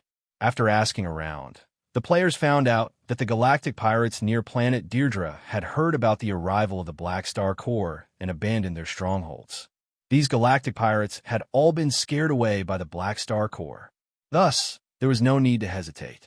Within 3 days, more than 90% of the players on Planet Deirdre had chosen to join the Black Star Corps. Han Xiao had been operating the Black Star Corps for a long time, and the benefits of the Black Star Corps were extremely attractive to the new players. Not only did they have a large amount of equipment and items, but they also had a complete set of basic and advanced class knowledge. They did not have to go around killing NPCs to learn. The current level and requirements of the new players were equivalent to the players of version 1.0, and the Black Star Corps gave out the benefits of version 3.0. To the new players, this was an extremely luxurious temptation that they could not reject. As Sylvia was recruiting players on Planet Deirdre, Han Zhao's interface also received real-time feedback. The moment these new players joined the army, the first thing they did was to learn new knowledge. He had the political asset from the Bloodline mission reward, which gave him an additional 30% experience. His dried-up experience pool quickly filled up, and he soon had enough experience to level up one more level. After opening up a second league farm, the speed at which he harvested experience increased significantly. Based on this efficiency, reaching level 240 was just around the corner. The players in the army were now divided into two groups. The first group was the old players who had reached grade B, and the second group was the new players who were around level 30 on average. There were more than 1 million of them. The spending power of the new players could not compare to the old players, but their potential demand was the greatest. Han Xiao decided to let the new players on Planet Deirdre grow and not force them to participate in the Secret War. With their strength, the benefits of participating in the Secret War would not be as good as doing mercenaries. The Mercenary League's main storyline was more suitable for these new players. Han Xiao pondered. The market for players has doubled compared to before. These new players have to learn new knowledge and skills from the beginning, but their levels are still very low. They need to be nurtured slowly. Class knowledge was a necessity, and the new players had to learn it sooner or later. He was not in a hurry. Beep beep. His communicator suddenly rang. Han Xiao took a look. It was Ralph from the Amethyst Civilization. Black Star, I heard that you've set up a branch in the Jellic Star cluster. Ralph asked. You're quite well informed. Do you have a problem with that? Han Xiao raised his eyebrows. Cough cough, I'm just asking out of curiosity. Ralph coughed dryly. In truth, the Amethyst Civilization wanted to keep the Black Star Corps within Colton and did not want to see Han Xiao expand. However, now was not the time to talk about this. Why are you looking for me today? Han Xiao asked. Ralph's expression turned serious. It's like this. We've received news that the Red Empire and the Radiant Federation have reached an agreement. We don't have much time left. We have to speed up our counterattack. The negotiations are about to end? Han Xiaoxin's heart skipped a beat. If the Red Empire and the Radiant Federation finished their negotiations, the secret war would be over. No wonder Purple Crystal was so anxious. What's the reaction of the Bloodshed Land? They become active, Ralph said. Their high-level combatants have been mobilized. Without your suppression, we've suffered quite a bit. Han Xiao understood. Jord must have been misled by him and started to act recklessly. We urgently need you to return to the main battlefield. It just so happens that we're preparing for the next large-scale military operation. Black Star, we need. This time, Han Xiao interrupted him. Sorry, I don't wish to participate in this operation. Ralph was stunned. Black Star was an important part of their strategy, but now that Han Xiao was not coming, the entire plan would be disrupted. Why? Han Xiao thought for a moment and said, You should know that no matter what the outcome of the war is, the tyrant will not let me go. Ralph fell silent. Purple Crystal did know about this, but they had never intended to tell him. It was not that they did not care about his life or death, but that the upper echelons were very realistic and wanted to make the best use of him. 7 years ago, Purple Crystal had seen Han Xiao's potential and made an early investment. Now that 7 years had passed, the upper echelons of Purple Crystal saw that he had lost the momentum of his rapid growth and were no longer as optimistic about his potential as before. Although they still valued him, the upper echelons' thoughts had changed and no longer hoped for him to become a beyond grade. Purple Crystal would not allow the tyrant to take revenge on their hero, but the upper echelons had their own considerations. Although the possibility of Black Star becoming a beyond grade A had decreased, he was still a peak calamity grade super. There was still value in roping him in. If the tyrant made a move, it would force Black Star to seek protection from Purple Crystal and improve their relationship.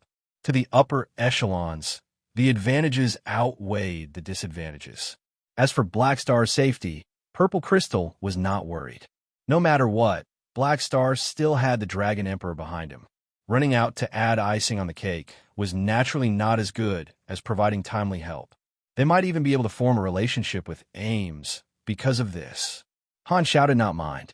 The essence of their cooperation was to take what they needed, and Purple Crystal did not owe him anything. He slowly said, Therefore, I have to think of a way to use the remaining time to try to break through the bottleneck of the calamity grade. Understood. Seeing that Han Xiao had made things clear, Ralph did not force him. Regarding the situation of the secret war, Ralph was actually very clear. The upper echelons of Purple Crystal knew that they would not be able to chase away all the enemies and would most likely lose a portion of their border star systems. They were already mentally prepared. What they were doing now was to take back as much territory as possible to prevent losses.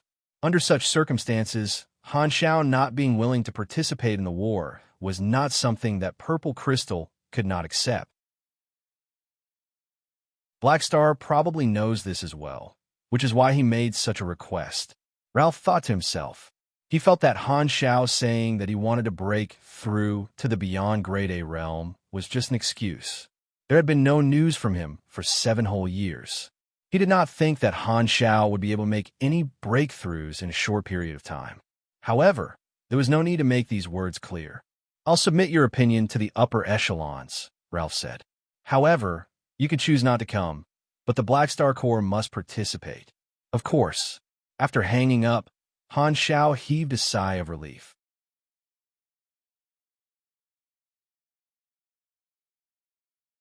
Chapter 730.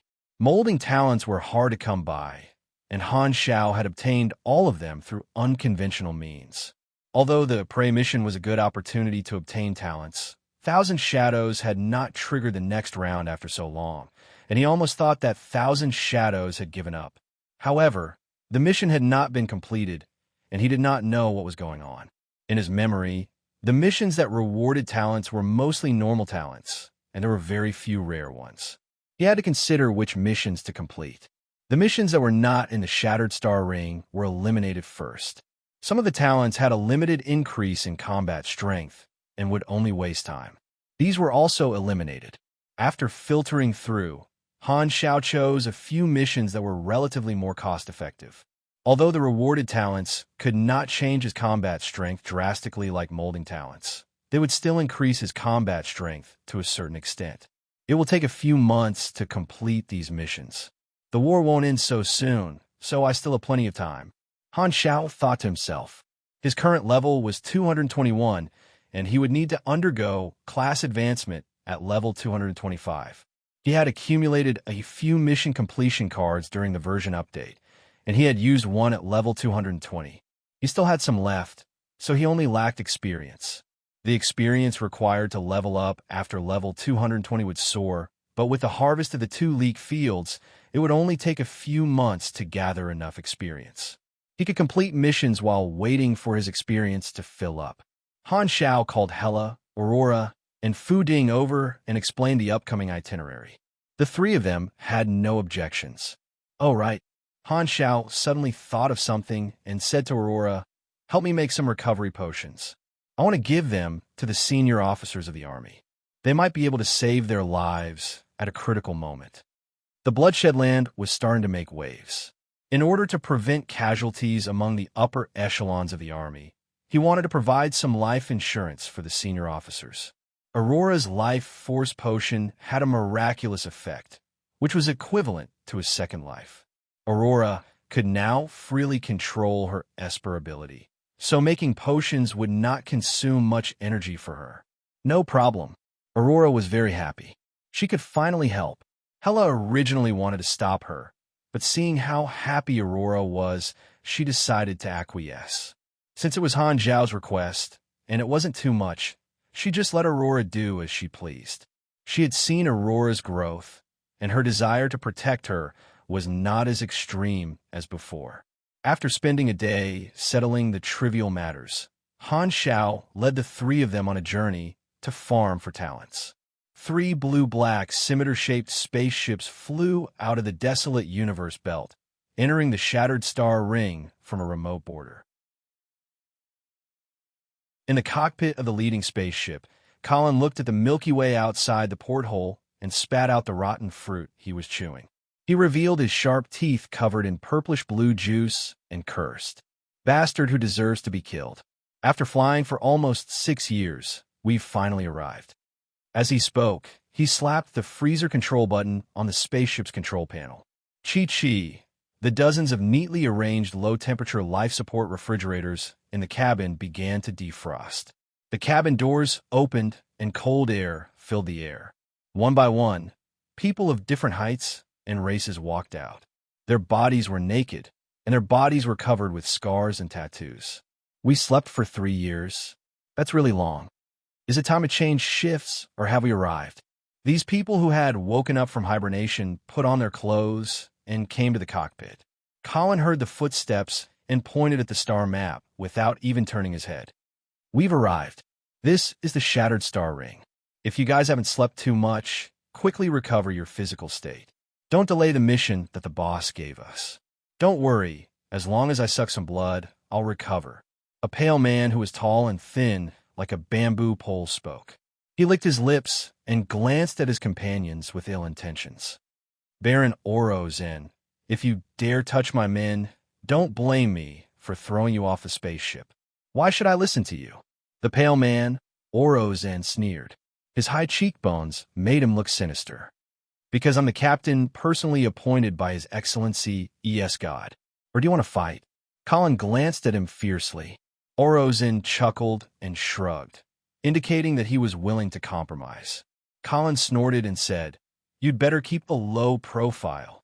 I remember that you're a fugitive who escaped from the Shattered Star Ring. I don't want to expose myself because of your stupidity before completing the mission. That was a fugitive from 60 years ago. It might have been revoked long ago." Orozen did not care. The people on these 3 spaceships were all members of the Fallen Ark and were wanted by different starfields. They had been sent out to carry out missions in the Shattered Star Ring. Colin, nicknamed Rotten Poison, was a Grade A super and the captain of this team. He had spread plagues on many colonial planets in the ancient Star Desert, causing more than 3 billion casualties. He was wanted by 23-star system-level civilizations and 2-star cluster-level civilizations. He then joined a fallen ark and followed ES God. Orozen, who called himself Baron, was a member of the Longevity Blood Race and the other Grade A Super in the team. He had once roamed many star fields to hunt for life forms. He was extremely vicious and had a bounty on his head in all 5 star fields. This was especially so in the Shattered Star Ring. During the celebration of a certain star system civilization, in front of the entire audience, he chewed up a high-ranking official who was giving a speech, causing a huge commotion. After escaping from the Shattered Star Ring, he joined ES God.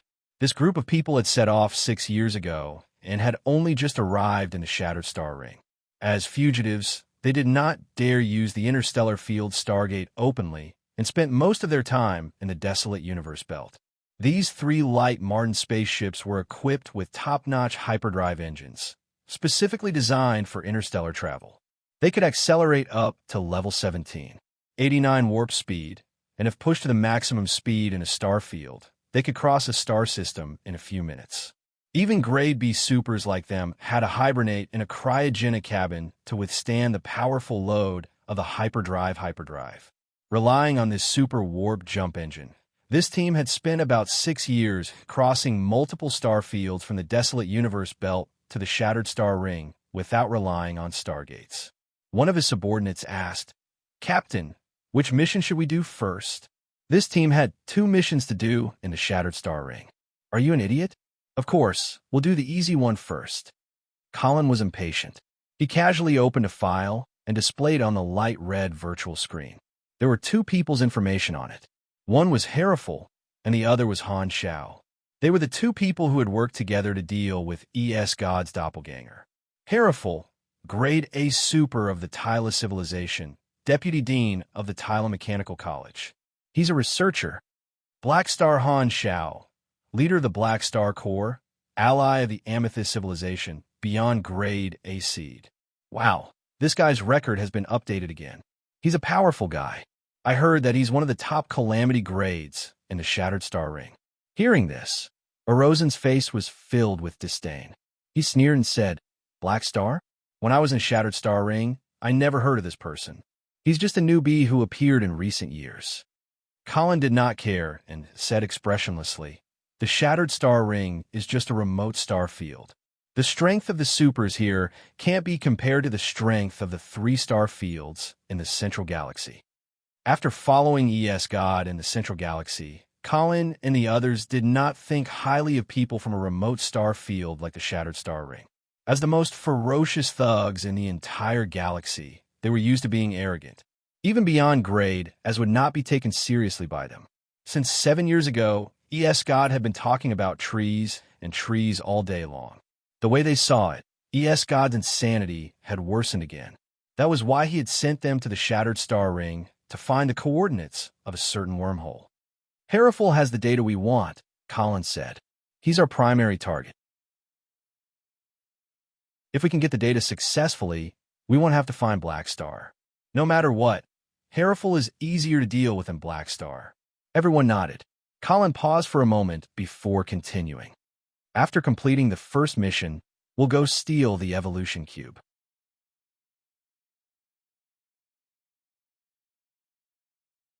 Chapter 731.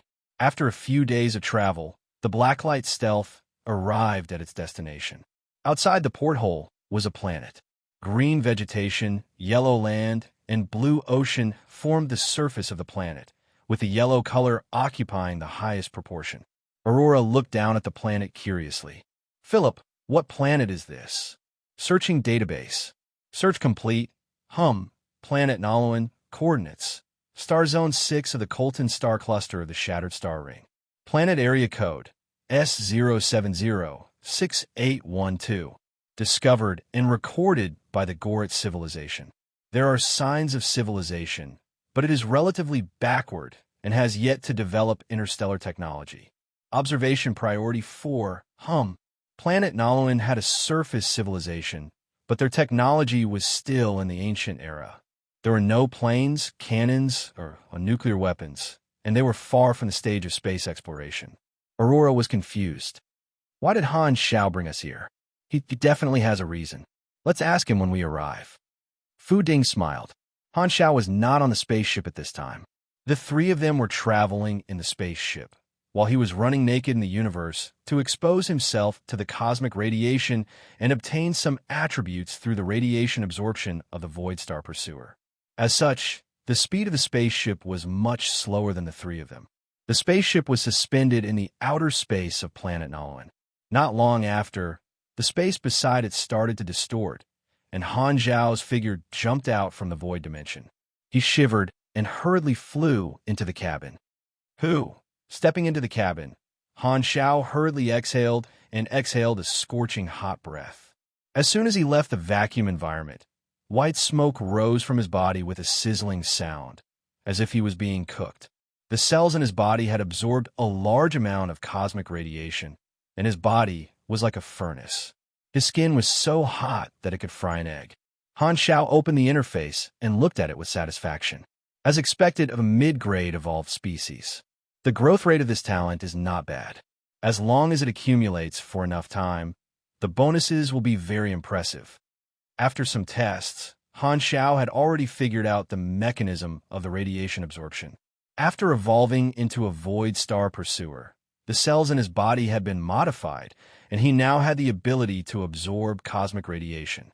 As long as his body was exposed to the universe for a certain period of time, he would be able to trigger the absorption of radiation, permanently increasing his strength, agility, and endurance by 1 to 3 points, or increasing his maximum energy by 5 to 10 points. If he triggered radiation absorption multiple times within a certain period of time, the interval between the effects of this talent would become longer and longer. In other words, he would have to run naked in the universe for a longer period of time before he could increase his attributes again. If he rested for more than a day, the interval between the effects of the talent would decrease, and he would return to his original state. The absorption process could be broken down into 3 steps: absorption, storage, and digestion. Cells were not bottomless pits, and their storage and digestion abilities were limited. It was like eating. When cells were full, they needed time to digest, which was why this situation occurred. This was a species' innate skill that could provide considerable benefits through the accumulation of time. He could become stronger just by hacking, so it was definitely profitable. Radiation absorption was the innate skill that Han Xiao was most satisfied with at the moment. At this time, the total bonus of this talent was plus 16 strength, plus 13 dexterity, plus 21 endurance, plus 68 energy, and a huge increase in attack power. After returning to the cockpit, Han Xiao greeted the 3 of them. Sorry to keep you guys waiting. We can move now. What are we doing on this planet? Aurora asked. Doing good deeds. Han Xiao smiled and switched to manual pilot mode. The spaceship entered stealth mode and entered planet Nolwenn's atmosphere before descending slowly. This was the first place he chose to farm for talents. Planet Nolwenn had 3 continental plates, but only one of them had a civilization. The other 2 had not been discovered by the native civilizations. Even the age of navigation had not begun, so this civilization naturally did not know what the universe was like. Other than the Gorit civilization that discovered planet Nolwenn, he should be the second person from the universe to visit this planet. This civilization was inclined towards magic. Several kingdoms ruled the continent, and the system of kings and lords was mainly aristocratic. They fought against each other, and the most powerful kingdom was called Ocean Line. In his previous life, players had discovered a talent mission here, and it was somewhat useful to Han Xiao. The invisible spaceship descended to an altitude of 1,000 meters. Under Han Xiao's control, it swept across the earth, and towns built with stone bricks passed by in his field of vision. The surface civilization of planet Nolwenn did not have the ability to discover interstellar spaceships. The spaceship quickly circled around the continent and completed its scan. Philip huffed and puffed as he generated a map. Whoosh! The trees swayed, and the spaceship landed in the dense forest of a mountain range. Han Xiao led the 3 of them down the spaceship and kept the spaceship in stealth mode to avoid being discovered by the natives of planet Nolwyn. Taking out the newly generated map, Han Xiao glanced at it and explained, "The destination is nearby. This is the territory of the Ocean Line Kingdom. We're going to a city called Stoneheart City. Let me take a look. Oh, it's that city." Han Xiao pointed into the distance, and Hela and the other two looked in the direction he was pointing. At the edge of the mountain range, there was a town built against the mountain. The city was built with gray bricks. Stay by my side and keep a low profile. If I don't ask you to do anything, don't do anything rash. Han Xiao instructed carefully. Grade A was a high-level combat power in the universe.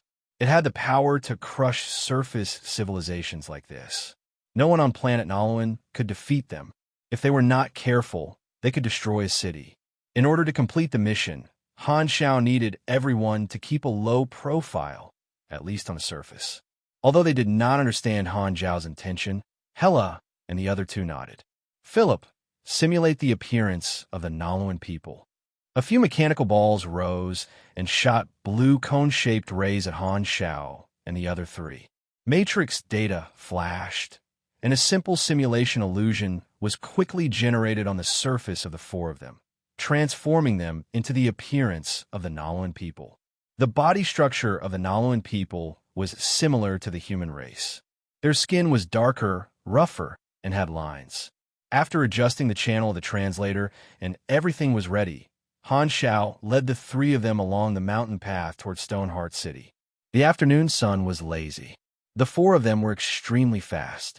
Soon, they arrived at the scattered towns outside the city. Beside the road were plots of land reclaimed. Farmers were working hard in the fields, and the stench of some kind of animal dung floated in the air. They were used to the magnificent scenery of the universe. At this time, they were enjoying the primitive scenery of the surface civilization. Even the advanced galactic civilizations had gone through such a period. The fire of civilization was weak at the beginning, but it grew under the care of generations. Fighting the universe every day, they would see either battleships or armor. Occasionally, they would come to such a backward surface civilization to relax. There was no need to worry about enemies. They could do whatever they wanted here. The environment here is not bad. There is no industrial pollution. Han Xiao took a deep breath and shook his head. Even the smell of feces is so fresh. I feel that you are becoming more and more perverted recently, Fu Ding said honestly. No, you are better in this aspect. After chatting for a while, they arrived at the entrance of Stoneheart City. The guards could not see through the camouflage technology. Han Xiao and the others blended into the crowd and entered the city. What greeted them was a smelly hot wind. Noisy shouts violently crashed into their ears. In front of them were messy stone streets, backward town planning, and primitive natives. "What are we going to do?" Aurora asked softly. "You have the most questions. Just follow me, and we will be done." Han Xiao pulled Aurora's soft cheeks with 2 fingers and let go. Aurora covered her red face with tears. "Sister, he bullied me." Aurora turned around and complained. Hela did not look sideways, as if she did not see anything. The few of them approached the notice board of the town. Philip translated the Nolwyn language into the common language, and Han Xiao looked at an old notice that had been posted for who knew how many years. The content could be summarized as, "A manor in Stoneheart City is haunted. A demon spirit has appeared. The manor owner wishes to hire someone to solve it." This bounty had been around for a long time. The location of the mission was a small manor. Han Xiao and the others expressed their intentions, and they were quickly warmly welcomed by the manor owner. They sat down in the main hall. As soon as they sat down, the manor owner could not wait to speak. "Great, someone is finally willing to help. This notice has been posted for a few years, and I have received at least 100 people. 5 of them claim to be wizards, but none of them could solve the problem." "Don't worry, we are different," Han Xiao said, and the translator translated his words into the Nolwyn language. Then, "Are you wizards?" The manor owner had a hopeful look on his face. "You can say that. Tell me the details first." "Oh, okay. On planet Nolwyn, there was a type of energy creature that was similar to a ghost. The natives called it a demon spirit. A few years ago, a demon spirit appeared in this manner and would occasionally appear at night. The supers on planet Nalawan were magicians. The Nalawan people called them Papasot, and the translator translated it as wizard. The super system here was very weak. The wizards mainly used magic potions or materials to cast spells. They were only D-grade, but in the eyes of the natives, they were mysterious and powerful. Getting rid of the demon spirits was the job of the wizards. However, a few decades ago, a large number of wizards had disappeared. It was very rare to see wizards now. Spells had lost their inheritance, and the super system was cut off. No one knew how to get rid of the demon spirits. They could only explore the super system again through obscure magic books. Fortunately, the demon spirit in this manor was relatively weak, so the manor owner's family could still live here for a few years. After the manor owner finished speaking, Han Zhao's interface showed a notification. You have triggered the chain mission, Demon King of Planet Nalawan. Mission introduction. You heard from others that the wizards on planet Nalawan disappeared for some reason. There seems to be more to this. The first round of the mission requires you to get rid of the demon spirit in the manor. Reward: 20 XP. This was a chain mission. The reward for the first round was very little. In Han Zhao's previous life, the players had only discovered this place when they were exploring freely in version 30. Every civilization had a large number of trivial missions. This mission was very well hidden. In Han Zhao's previous life, a storyline player had coincidentally completed this mission and discovered that the reward was a talent that could increase mental resistance. Although Planet Nalawan's power system was very weak, the reward was very good. Now that the version had just started, the Black Star Corps had been cultivating leaks on a large scale. As a result, no one had explored Planet Nalawan yet. Because of the soul embryo, Han Zhao decided to get a mental resistance talent. Therefore, he came to this place that was not even as strong as the novice village. He was clear about the mission process. It could save him a lot of time. Leave the demon spirit to us. We'll deal with it tonight. As Han Zhao spoke, he glanced at the corner of the room. There was a transparent magic eyeball floating there, monitoring their conversation. Only the manor owner did not know about the existence of this magic eyeball. When they first entered the room, Han Zhao and the others had noticed it immediately. In the eyes of supers at their level, this low-grade magic eyeball was like a living person squatting in the corner, mumbling, "You can't see me." It could only trick the ear. Don't worry about it. Han Zhao waved his hand to stop Fu Ding. He knew who was watching this manor. Luring out the watcher was the key step of the mission. At the same time, in a secret gathering place under Stoneheart City, there were no windows in the room. There were only a few kerosene lamps. In the darkness, a hoarse voice sounded. Guard number 13 has reacted. Someone has accepted the reward of the manor and wants to deal with the demon spirit. At this moment, another young voice sounded. He sounded helpless as he replied, "I'm afraid it's one of those lame amateurs who read a few witchcraft books and think they're wizards. Sai, how can they handle demon spirits? They said that they will move at night. Tomar, follow them. Got it.